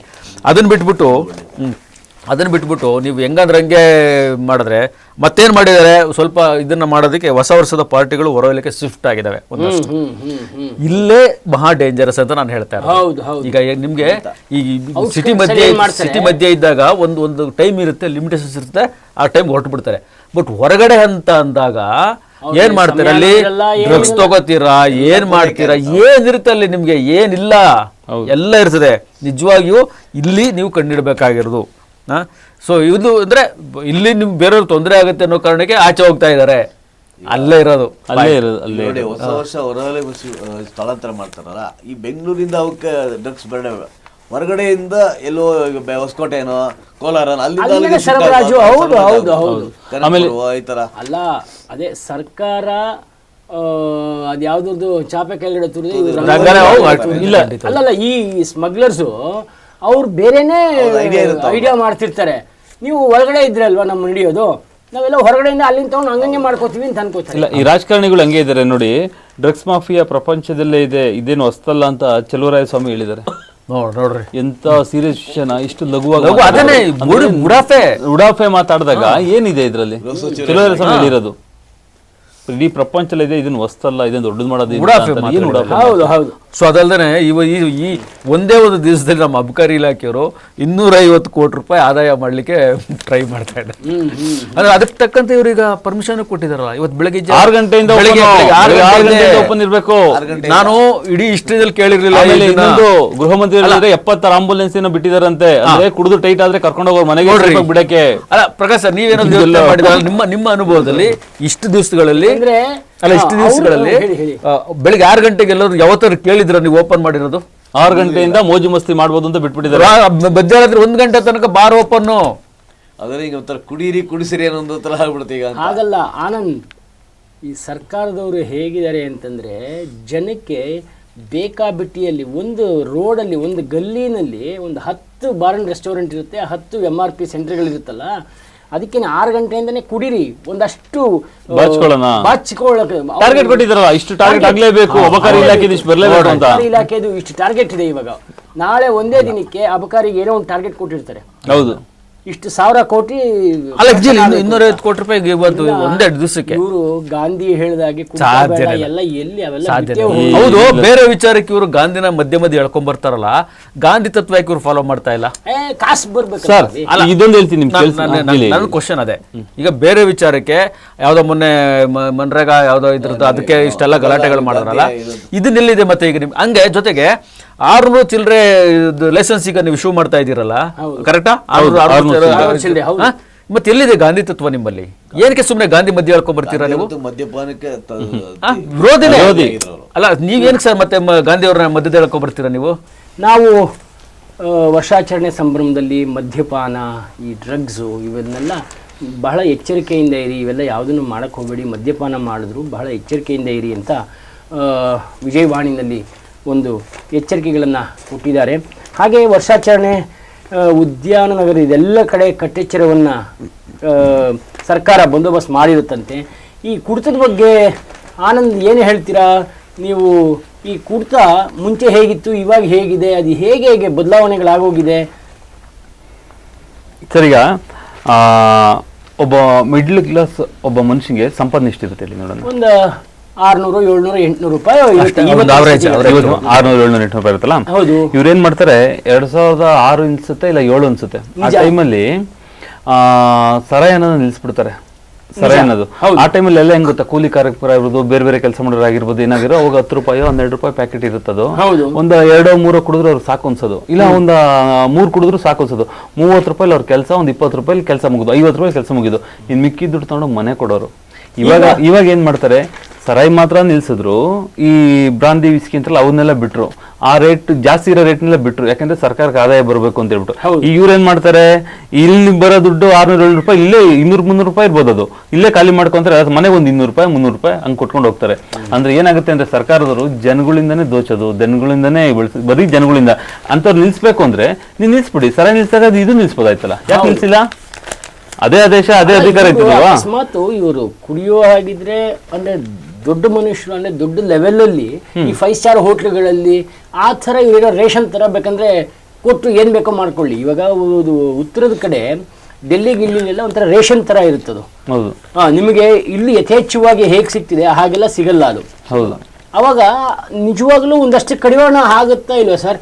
ಅಲ್ಲ, ಕಡಿವಾಣ ಆಗುತ್ತೆ. ಎರಡನೇದು ಆನಂದ್ ಹೇಳಿದಾಗ ಈಗ ಕಡಿಮೆ ರೇಟಿಗೆ ಸಿಗ್ತಿದ್ದು ದೊಡ್ಡ ರೇಟು, ಇದನ್ನ ಸದುಪಯೋಗ ಮಾಡ್ಕೊಂಡು ಅಕ್ರಮ ನಕಲಿ ಮದ್ಯ ತಯಾರು ಮಾಡೋದು, ಅದಕ್ಕೊಂದು ದಾರಿ ಮಾಡ್ಕೊಂಡು ಬಟ್ಟಿ, ಅವಾಗ ಸಾಮಾನುಗಳು ತುಂಬಾ ಜಾಸ್ತಿ ಆಯ್ತು. ಅದಕ್ಕೆ ಉದಾಹರಣೆಗಳಿದೆ, ಜಾಸ್ತಿ ಆಗೋಯ್ತು ಅವಾಗ. ಈಗ ನೀವ್ ಹೇಳಿದಾಗೆ ನನ್ನ ಹತ್ರ ದುಡ್ಡೇ ಇಲ್ಲ ಅಂದ್ರೆ ಎಲ್ಲಿಂದ ಕುಡಿಯಕ ಏನೋ 10 ರೂಪಾಯಿ ಕೆಲಸ ಆಗ್ತಿತ್ತು. 100 ರೂಪಾಯಿ ಅಂದಾಗ ಅವಾಗ ಏನಾಗುತ್ತೆ, ಕಳ್ಳಬಟ್ಟಿ ಅಂತ ನೋಡ್ಕೊಂತಾರೆ. ಖಂಡಿತ ಅದು ಎಲೆಮರೆ ತರ ಇತ್ತು. ಅವಾಗ ಓಪನ್ ಆಗ ಸ್ಟಾರ್ಟ್ ಆಯ್ತು. ಬೇರೆ ದಾರಿ ಇಲ್ಲ. ಅವಾಗ ಏನಾಯ್ತು, ತಮ್ಮ ಆರೋಗ್ಯಗಳನ್ನು ಹಾಳು ಮಾಡ್ಕೊಂಡ್ರು, ಎಷ್ಟೋ ಸತ್ರು. ಒಳ್ಳೆಗಳೆಲ್ಲ ದೊಡ್ಡ ನ್ಯೂಸ್ ಆಯ್ತು. ನಿಜ. ಸೊ ಸರ್ಕಾರ ಆತ್ರಾತ್ರೋಗಿ ಏನೋ ಒಂದು ತೀರ್ಮಾನ ತಗೊಂಡಾಗ ಇಷ್ಟೆಲ್ಲ ಅವಾಂತರಗಳಾಗ್ತವೆ. ನನಗೆ ಇನ್ನೊಂದು ಅರ್ಥ ಆಗಲ್ಲ ಸರ್. ಈಗ ಯಾವ್ದೊಂದು ಟೀ ಅಂಗಡಿ ಹತ್ರ ಇಲ್ಲ ಎಲ್ಲರ ಯಾರನ್ನ ಸ್ಮೋಕ್ ಮಾಡ್ತಾ ಇದ್ರೆ ಪೊಲೀಸರು ಹಿಡ್ಕೊಂಡು ಫೈನ್ ಹಾಕ್ತಾರೆ. ಹೌದು. ನೀವು ಬಿಟ್ಟಿದ್ಗೆ ನಾವು ಸಿಗರೇಟ್ ಸೇರ್ತಾ ಇರೋದು, ನೀವು ಮಾರೋದೇ ಬೇಡ ಅಂತೇಳಿ ಬಂದ್ ಮಾಡೋರು ಯಾಕೆ ಸೇರ್ತಾರೆ? ಅವ್ರು ಯಾಕೆ ಸೇರ್ಕೊಂತಾರೆ? ನಾನು ಕೇಳ್ತಾ ಇರೋದು. ಆನಂದ್, ಅದೇನೆ ಸರ್ಕಾರದ್ದು ಈ ನೀತಿಗಳಿದೆಯಲ್ಲ, ಅದು ನಿಜವಾಗ್ಲೂ ಅದು ಹೆಂಗೆ ವಿಶ್ಲೇಷಣೆ ಮಾಡಬೇಕು ಗೊತ್ತಿಲ್ಲ. ಅವರೇ ಎಲ್ಲದಕ್ಕೂ ಇದು ಮಾಡ್ತಾರೆ. ರವಿ ಹೇಳಿದಾಗೆ 600 ಪರ್ಮಿಷನ್ಗಳನ್ನ ಅಂದ್ರೆ ಲೈಸೆನ್ಸೇ ಕೊಡ್ತಾರೆ. ಹೀಗೆ ಹಿಡಿತಾರೆ. ಈಗ ಕೇಂದ್ರ ಏನ್ ಹೇಳುತ್ತೆ, ನಾವು ಸಿಗರೇಟ್ ಸೇವನೆಯನ್ನು ತಡೆಯೋ ದೃಷ್ಟಿಯಿಂದ ನಾವು ಅದರ ತೆರಿಗೆ ಜಾಸ್ತಿ ಮಾಡ್ತಾ ಇದೀವಿ. ಯಾವ ಇರೋನು ಖಂಡಿತ ಸೇರ್ಲೇಬೇಕಾದ ಅನಿವಾರ್ಯ ಪರಿಸ್ಥಿತಿ ಇರುತ್ತೆ. ಹೌದು. ಹೇಗೋ ಮಾಡಿ 1 ರೂಪಾಯಿ ಜಾಸ್ತಿ ಆದ್ರೂ ಸೇರ್ತಾರೆ. ಹೌದು. ತೆರಿಗೆ ಜಾಸ್ತಿ ಮಾಡೋದ್ರ ಬದಲು ನಿಲ್ಸೇ ಬಿಡ್ಬೋದಲ್ಲ. ನಾವು ಇನ್ನೊಂದು ವಿಪರ್ಯಾಸ ಏನು ಅಂತ ಅಂದ್ರೆ, ಈಗ ಇವನ್ನೆಲ್ಲ ಕಂಟ್ರೋಲ್ ಮಾಡಬೇಕು, ಕರೆಕ್ಟ್, ಮಾಡಬೇಡಿ ಅಂತ ಹೇಳಬೇಕು, ಕರೆಕ್ಟ್. ಬಟ್ ಸರ್ಕಾರದವ್ರಿಗೆ ಉತ್ತೇಜನ ಕೊಡ್ತಾ ಇದ್ದಾರೆ. ಯಾವ ರೀತಿ? ಬೆಳಿಗ್ಗೆ 6 ಗಂಟೆಯಿಂದ ರಾತ್ರಿ 1 ಗಂಟೆ ತನಕ ಓಪನ್ ಮಾಡಿ. 1 2 ನೋಡಿ, ಮೆಟ್ರೋ ಸಂಚಾರ ಕೂಡ ಎಕ್ಸ್ಟ್ರಾ ಬಿಟ್ಟಿದ್ದಾರೆ ರಾತ್ರಿ 3 ಗಂಟೆ ತನಕ. 2 ಸ್ಪೆಷಲ್ ಬಸ್ಗಳು ಬಿಟ್ಟಿದ್ದಾರೆ. ಹೌದು, ಎಲ್ಲ ಕಡೆಗೆ, ಮೆಜೆಸ್ಟಿಕ್ ಇಂದ ಎಲ್ಲ ಕಡೆ. ಅಲ್ಲ, ಇಷ್ಟೆಲ್ಲ ಆಮೇಲೆ ನೀವು ಹೇಳ್ದಾಗೆ ಎಲ್ಲ ಕಡೆ ಆಂಬುಲೆನ್ಸ್ಗಳು ನಿಂತಿದ್ದಾವೆ, ಆಟೋಗಳಿದ್ದಾವೆ. ಎಲ್ಲ ವಿಶೇಷ ಸವಲತ್ತುಗಳನ್ನ ಹೊರ ಬಂದಿರೋರಿಗೆ ಕೊಡ್ತಾ ಇದ್ದಾರೆ ಸರ್, ಸರ್ಕಾರ ಕೊಡ್ತಿದೆ. ಸೊ ಮತ್ತಷ್ಟು ಹೊರ ರಾಜ್ಯದಿಂದ ಬರಲಿ. ಯಾವ ತರ ಪರಿಸ್ಥಿತಿ ನಮ್ಮಲ್ಲಿದೆ ಅಂದ್ರೆ, ಈಗ ಬ್ರಾಂಡೆಡ್ ಏನು ಲಿಕ್ಕರ್ ಏನು ಮಾರ್ತಾರಲ್ಲ, ಅದನ್ನು ನಕಲಿ ಮಾಡ್ತಿದ್ದಾರೆ ನಮ್ಮಲ್ಲಿ. ನೀವು ನೋಡಿದ್ರೆ ಯಾವ್ದೋ ಕೋಡೇಸು, ಇನ್ನು ಯಾವುದೋ ಬೇರೆ ಯಾವುದೋ ಇರುತ್ತೆ, ಅದು ನೋಡಿದ್ರೆ ಅದು ನಕಲಿ. ಅದು ಅವರು ಒರಿಜಿನಲ್ ಸಂಸ್ಥೆ ಇರೋದಿಲ್ಲ. ಆದರೆ ಜನ ಏನು ಮಾಡ್ತಾರೆ, ಕಡಿಮೆ ರೇಟಲ್ಲಿ ಸಿಗುತ್ತೆ.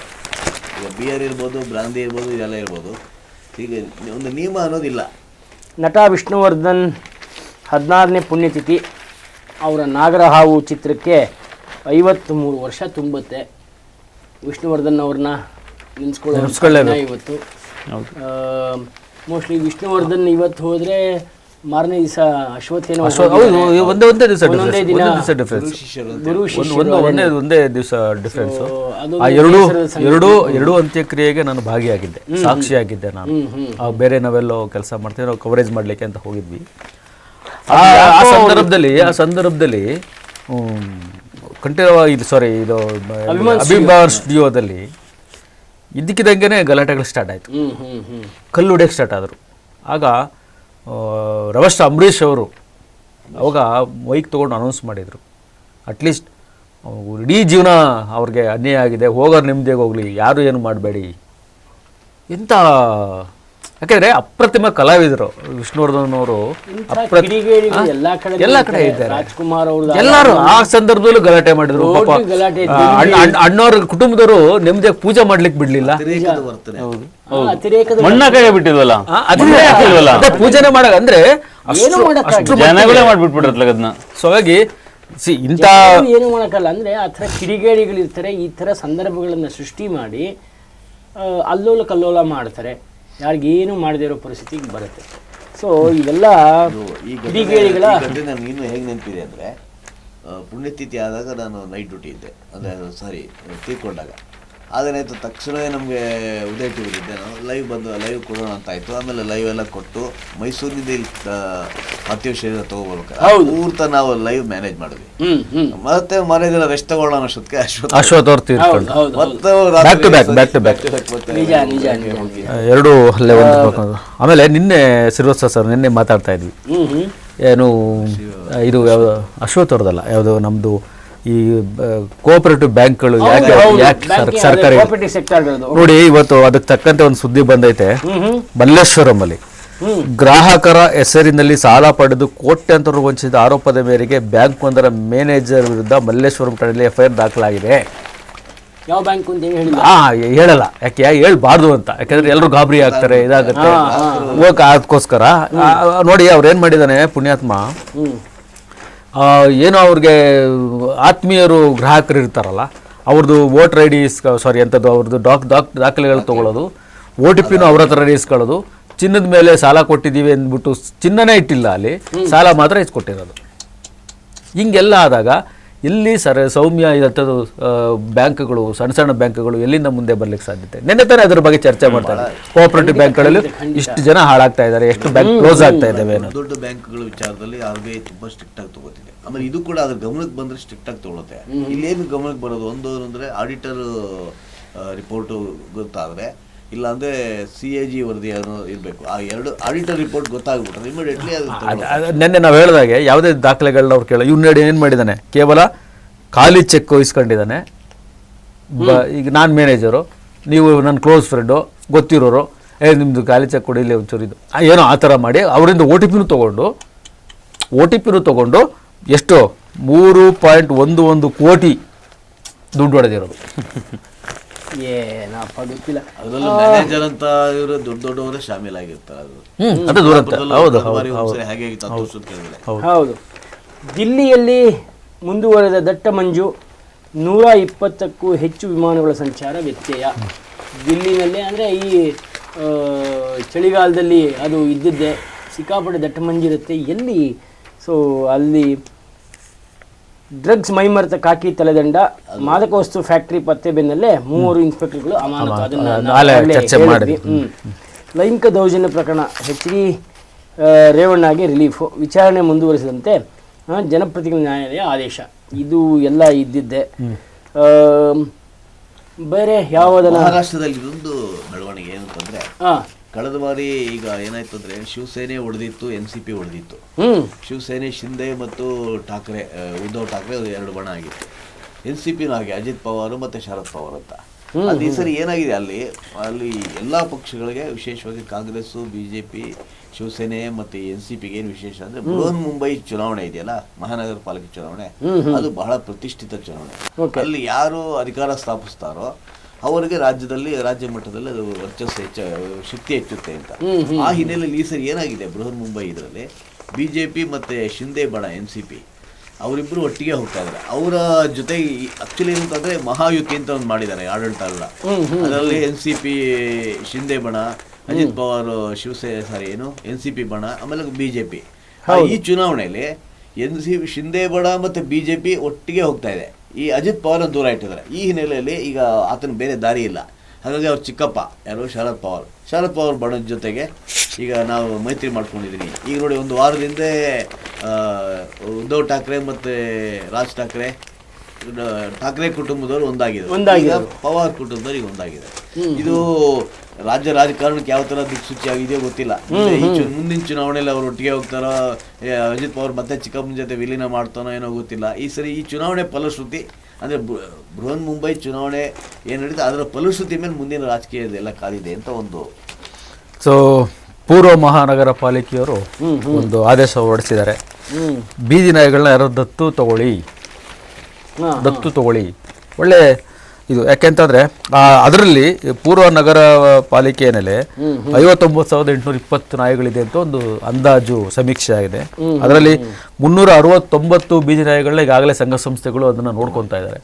ಇನ್ನು ಉಳಿದಂಥವು ಏನೋ ಈಗ ದತ್ತು ಪಡೆಯೋದು, ಈಗ ಮೃಗಾಲಯದಲ್ಲಿ ದತ್ತು ಪಡೆಯೋದು ನಾವು ಕೇಳಿದ್ದೀವಿ, ಎಲ್ಲ ಕಡೆ ನಾವು ಮಾಡಿದ್ದೀವಿ. ಪ್ರಾಣಿಗಳಿಗೋಸ್ಕರನೇ ಒಂದಷ್ಟು ಪ್ರಾಣಿ ಪ್ರಿಯರು ಇರ್ತಾರೆ, ಓಕೆನಾ. ಅವರು ದಯವಿಟ್ಟು ಇದನ್ನ ಒಂದು ನಾಯಿ 2 ನಾಯಿ ದತ್ತು ತಗೊಳ್ಳೋ ರೀತಿ. ಆದರೆ ಈಗ ಇವನ್ನೆಲ್ಲ ಹಿಡಿದು ಒಂದು ಶೆಡ್ಡಲ್ಲಿ ಹಾಕಿ ಅವ್ರನ್ನ ಮೇಂಟೆನೆನ್ಸ್ ಮಾಡೋದು ಅಂತ ಏನೋ ಮಾಡ್ತಾ ಇದ್ದಾರೆ.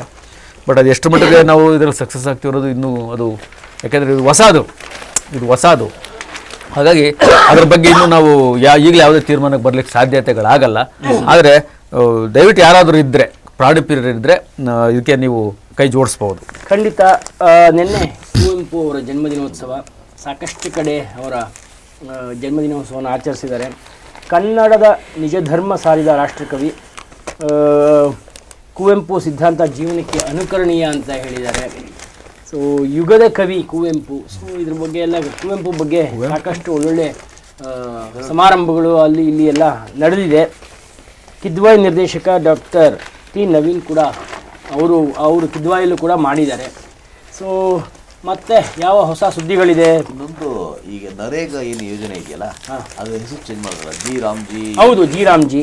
ಅದು ಈಗ SBI ಒಂದು ಸಂಶೋಧನೆ ಮಾಡಿದ್ದಾರೆ. ಹೌದು. ಈ ಏನು ಹೆಸರು ಬದಲಾವಣೆ ಮಾಡಿದ್ದಾರೆ ಈ ಯೋಜನೆಯಿಂದ ನಿಜಕ್ಕೂ ಲಾಭದಾಯಕ ಇದೆ. ಕಮರ್ಷಿಯಲಿ ಹಣಕಾಸು ದೃಷ್ಟಿಯಿಂದ ಇದು ಲಾಭದಾಯಕ ಅಂತ ಹೊರಬೇಕಿತ್ತು. ಇದು ವಿಜಯ ಕರ್ನಾಟಕದಲ್ಲಿದೆ. ಅದು ಈ ಡೀಟೇಲ್ ನಾನು ನೋಡ್ಕೋಬಹುದು. ತುಂಬ ಒಳ್ಳೆ ಪಾಸಿಟಿವ್, ಹೆಸರು ಚೇಂಜ್ ಆಗೋದು ಒಳ್ಳೆಯದು ಅನ್ನೋ ಥರದ ಒಂದು ವರದಿ ಬಂದಿದೆ. ತುಂಬಾ ಸಂತೋಷ. ಇನ್ನೊಂದು ರಾಷ್ಟ್ರ ಮಟ್ಟದಲ್ಲಿ ಬಹಳ ಮುಜುಗರ ಸಂಗತಿ ಆಗಿತ್ತು. ಏನಂದ್ರೆ BJP ಶಾಸಕ ಸೆಂಗಾರ್ ಇದು ಅತ್ಯಾಚಾರ ದಿಲ್ಲಿ ಹೈಕೋರ್ಟ್ ಅಮಾನತು ಮಾಡಿತ್ತು. ಆ ಶಿಕ್ಷೆನ ಈಗ ಜೀವಾವಧಿ ಶಿಕ್ಷೆ ಅಮಾನತು ಮಾಡಿತ್ತು. ಆ ಶಿಕ್ಷೆ ಈಗ ವಾಪಸ್ ತಗೊಂಡಿದ್ದು ಸುಪ್ರೀಂ ಕೋರ್ಟ್. ಅದು ಸರಿಯಲ್ಲ ಅಂತೇಳಿ ಹೈಕೋರ್ಟ್ ಆದೇಶ ತಡೆಯಾಗದೆ ಕೊಟ್ಟಿದೆ. ಆಮೇಲೆ ಇನ್ನೊಂದು, ಇಲ್ಲಿ ಆರಾವಳಿ ವಿಚಾರದಲ್ಲಿ, ಆರಾವಳಿ ಪರ್ವತದ ಏನು ಈಗ ಅಲ್ಲಿ ಗಣಿಗಾರಿಕೆಗೆ ಅವಕಾಶ ಕೊಟ್ಟಿದ್ದಾರೆ, ಅದರ ವಿರುದ್ಧ ಏನು ಹೋರಾಟ ನಡೀತಿತ್ತು. ಅದಕ್ಕೂ ಈ ಅರಣ್ಯ ಮತ್ತು ಪರಿಸರ ಇಲಾಖೆ ಒಂದು ವ್ಯಾಖ್ಯಾನ ಕೊಟ್ಟಿತ್ತು. ಸರಿ, ಏನು ಮಾಡಬಹುದು, ಏನು ನಿರ್ದಿಷ್ಟ ಸ್ಥಳಗಳಲ್ಲಿ ಮಾಡಬಹುದು ಗಣಿಗಾರಿಕೆ ಅಂತ. ಅದಕ್ಕೆ ಸುಪ್ರೀಂ ಕೋರ್ಟ್ ಬಂದು ಒಪ್ಕೊಂಡಿತ್ತು. ಈಗ ನಿನ್ನೆ ಏನಾಗಿದೆ, ತನ್ನದೇ ಆದೇಶನ ವಾಪಸ್ ತಗೊಂಡು ಅದಕ್ಕೆ ಏನು ಅಂತಂದರೆ ವ್ಯಾಖ್ಯಾನ ಏನು ಮರುಪೂರ ಏನಿದೆ ಅದರ ಬಗ್ಗೆ ಪರಿಶೀಲನೆ ಮಾಡಲಿಕ್ಕೆ ಒಂದು ಸಮಿತಿನ ನೇಮಕ ಮಾಡಿದೆ. ಆ ಸಮಿತಿ ವರದಿ ನಂತರ ಮುಂದಿನ ಕ್ರಮ ತಗೊಳ್ತೀವಿ, ಅಲ್ಲಿವರೆಗೂ ಯಥಾಸ್ಥಿತಿ ಮುಂದುವರಿಲಿ ಅಂತೇಳಿ ಒಂದು ಸೂಚನೆ ಕೊಟ್ಟಿದೆ.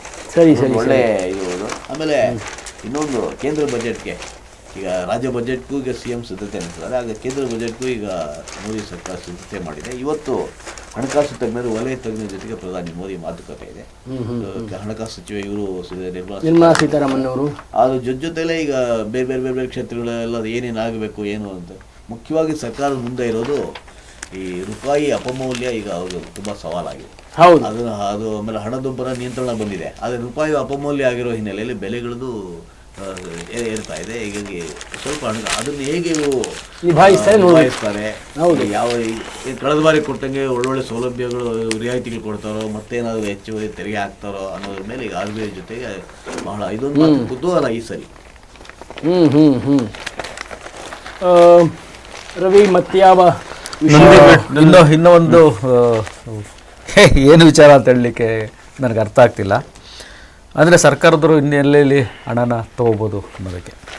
ಶಕ್ತಿ ಯೋಜನೆ ದುರ್ಬಳಕೆಗೆ ತಡೆಗೆ ಸ್ಮಾರ್ಟ್ ಕಾರ್ಡ್ಗೆ ಮೊರೆ ಹೋಗಿದೆ ಸರ್ಕಾರ. ಈಗ ಏನು ದುರ್ಬಳಕೆ ಆಗಿದೆ ಅದು ನನಗೆ ಅರ್ಥ ಆಗಿಲ್ಲ ಅಲ್ಲಿ. ಸರ್, ಈಗ ಎಲ್ಲ ಹೆಂಗಸರು ಆಧಾರ್ ಕಾರ್ಡ್ ತೋರಿಸಿ ಹೋಗ್ತಾ ಇದ್ದಾರೆ. ದುರ್ಬಳಕೆ ಹೆಂಗಾಗುತ್ತೆ? ಈಗ ಒಂದು ಸ್ಮಾರ್ಟ್ ಕಾರ್ಡ್ಗೆ ಮಿನಿಮಮ್ 100 ರೂಪಾಯಿ ಅಂತ ಇಟ್ಕೊಳ್ಳಿ. ಎಷ್ಟು ಕೋಟಿ ನಿಮಗೆ, ಎಷ್ಟು ಜನ ಮಹಿಳೆಯರಿದ್ದಾರೆ, ಏನ್ ಕತೆ, ಎಂತ ಸ್ಕೀಮ್ ಹುಡುಕ್ತಾರೆ ನೋಡಿ. ಹೌದು ಅಲ್ಲ, ನೋಡಿ ಎಷ್ಟು ಈಗಿರೋದು ಆಧಾರ್ ಕಾರ್ಡ್ ಇತ್ತು, ತೋರಿಸ್ಬಿಟ್ಟು ಹೋಗ್ತಿದ್ದಾರೆ. ಅದು ದುರ್ಬಳಕೆ. ನಾನೇನಾದ್ರು ಶಕ್ತಿ ಯೋಜನೆಯಲ್ಲಿ ಹೋಗ್ತಾ ಇದ್ದೀನ, ದುರ್ಬಳಕೆ ಆಗ್ತಿದೆ ಅನ್ನೋದಕ್ಕೆ ಆಧಾರ್ ಕಾರ್ಡ್ ಅಲ್ವಾ? ಆಧಾರ್ ಕಾರ್ಡ್ ಇದೆ, ನಾನು ಹೋಗಕ್ಕೆ ಆಗ್ತಾ ಇಲ್ಲ, ಎಲ್ಲ ಹೆಂಗಸರೇ ಓಡಾಡ್ತಾ ಇರೋದು. ಆದ್ರೂ ಮತ್ತೇನಕ್ಕೆ ದುರ್ಬಳಕೆ ಹೆಂಗಾಗುತ್ತೆ? ದುರ್ಬಳಕೆ ಆಗುತ್ತೆ. ಇದು ನನ್ನ ಪ್ರಕಾರ ಅದೇ. ಒಂದು ಕಾರ್ಡ್ಗೆ 100 ರೂಪಾಯಿ ಅಂದ್ರೂ ಎಷ್ಟು ಜನ ಮಹಿಳಾ ಇದ್ದಾರೆ ನಮ್ಮಲ್ಲಿ, ಅಷ್ಟು ಇಂಟು 100 ಹಾಕೊಳ್ಳಿ, ಲೆಕ್ಕ ಹಾಕೊಳ್ರಿ. ಇಂಥ ಇದು ಅಯ್ಯರಪ್ಪ. ನಿನ್ನೆ ಕಲಬುರಗಿಲಿ ಬಲಿಗ ಸಮುದಾಯದ ಒಂದು ದೊಡ್ಡ ಪ್ರತಿಭಟನೆ ಮಾಡಿದ್ದಾರೆ. ನಮ್ಮನ್ನು ಪರಿಶಿಷ್ಟ ಸಮುದಾಯಕ್ಕೆ ಪಂಗಡಕ್ಕೆ ಸೇರಿಸಿ, ನಮ್ಮ ಪರಿಶಿಷ್ಟ ಪಂಗಡಕ್ಕೆ ಸೇರಿಸಿ ನಾವು ಮೀಸಲಾತಿ ಕೊಡಿ. ಅದು ಒಂದು ಆ ಭಾಗದಲ್ಲಿ, ಕಲ್ಯಾಣ ಕರ್ನಾಟಕ ಭಾಗದಲ್ಲಿ ಇದೊಂದು ದೊಡ್ಡ ಪ್ರತಿಭಟನೆ. ಆಮೇಲೆ ಇನ್ನೊಂದು, ಕಲ್ಯಾಣ ಕರ್ನಾಟಕದಲ್ಲಿ ಯಾವಾಗಲೂ ಈ ಥರ ಆಗ್ತಾನೆ ಇರುತ್ತೆ. ಯಾಕೆ ಹೇಳ್ರಿ, ಈ ಹಿಂದೆ ಈಗ ಒಂದು 4-5 ವರ್ಷ ಆಗಿರ್ಬೋದು, ಕುರುಬ ಜನಾಂಗದವರು SCಗೆ ಸೇರಿಸಿ STಗೆ ಸೇರಿಸಿ ಅಂತ ಅದೊಂದು ಬೃಹತ್ ಮೆರವಣಿಗೆನೇ ಮಾಡಿಬಿಟ್ರು. ದೊಡ್ಡ ಮಟ್ಟದ ಮೆರವಣಿಗೆ ಅದು, ಅಂದರೆ ಯಾರು ಮಾಡೋಕ್ಕಾಗಿಲ್ಲ ಆ ಥರ. ಅದಾದಮೇಲೆ ಏನಾಯಿತು, ಕೆಲವು ಬೇರೆ ಬೇರೆ ಸ್ವಾಮೀಜಿಗಳು, ಈ ಲಿಂಗಾಯತರ ಸ್ವಾಮೀಜಿಗಳು, ಇನ್ನು ಕೆಲವು ಸ್ವಾಮೀಜಿಗಳು ನಮ್ಮನ್ನೇ SCಗೆ ಸೇರಿಸಿ ಆ ಥರ ಎಲ್ಲ ಹೋಗ್ಬಿಟ್ರು. ಅಂದರೆ ಯಾಕೆ ಅಂದರೆ ಪ್ರಾದೇಶಿಕ ಅಸಮಾನತೆ ಅಂತ ಏನು ನಡೀತಿದೆ, ಅಭಿವೃದ್ಧಿ ಕಾರ್ಯಗಳು ಕುಂಠಿತ ಆಗಿದೆ, ಆಮೇಲೆ ಸರ್ಕಾರ ಇಚ್ಛಾಶಕ್ತಿ ಇಲ್ಲ, ಇವೆಲ್ಲ ಕೂಗಿನ ಹಿನ್ನೆಲೆಯಲ್ಲಿ ಆಮೇಲೆ ಅದ್ರ ಜೊತೆಗೆ ಫಲಶ್ರುತಿ ಮೊದಲು ಪ್ರತ್ಯೇಕ ರಾಜ್ಯ ಬೇಕು ಅಂತ ಕೇಳ್ತಾರೆ. ಆದರೆ ಈಗ KKRDB ಅಂದರೆ ಕಲ್ಯಾಣ ಕರ್ನಾಟಕ ಅಭಿವೃದ್ಧಿ ಮಂಡಳಿ ಮಾಡಿದ್ದಾರೆ, ಸ್ವಲ್ಪ ಆಗ್ತಿದೆ. ಅದು ಇನ್ನಷ್ಟು ಇಲ್ಲಿ ಈ ಕಡೆ ಈ ಭಾಗದಲ್ಲಿ ಬೆಂಗಳೂರು ಮೈಸೂರು ಭಾಗದಲ್ಲಿ ಆದಷ್ಟು ಅಭಿವೃದ್ಧಿ ಎಲ್ಲ ಆಗಿಲ್ಲ ಅಂತ. ಹೈಕೋರ್ಟ್ ಒಂದು ಮಹತ್ವದ ತೀರ್ಪನ್ನು ನೀಡಿದೆ. ಖರಾಬು ಭೂಮಿ ಮಾಲೀಕತ್ವ ಸರ್ಕಾರದಲ್ಲ ರೈತರದೇ ಅಂತ. ನಿಜವಾಗ್ಲೂ ಅದು ತುಂಬ ಒಳ್ಳೆ, ಅದು ವಸೂಲಿ ಮಾಡಬಾರ್ದು, ಹೌದು, ತೆರಿಗೆ ವಸೂಲಿ ಮಾಡಬಾರ್ದು. ಕೃಷಿಯೇತರ ಪರಿವರ್ತನೆಗೆ ಮಾರುಕಟ್ಟೆ ಮೌಲ್ಯ ಸಂಗ್ರಹಿಸುವಂತಿಲ್ಲ ಅನ್ನೋದನ್ನು ಒಂದು ಮಹತ್ವದ ತೀರ್ಪನ್ನು ಹೈಕೋರ್ಟ್ನಿಂದ ಬಂದಿದೆ. ಇನ್ನೊಂದು ಒಂದು ಅಭಿವೃದ್ಧಿ ಆಗಿರುತ್ತೆ. ಕ್ರಿಸ್ತಶಕ 5ರ ತಂತ್ರಜ್ಞಾನವುಳ್ಳ ಕೌಂಡಿನ್ಯ ಹಡಗಿನ ಯಾನ ಸುರು.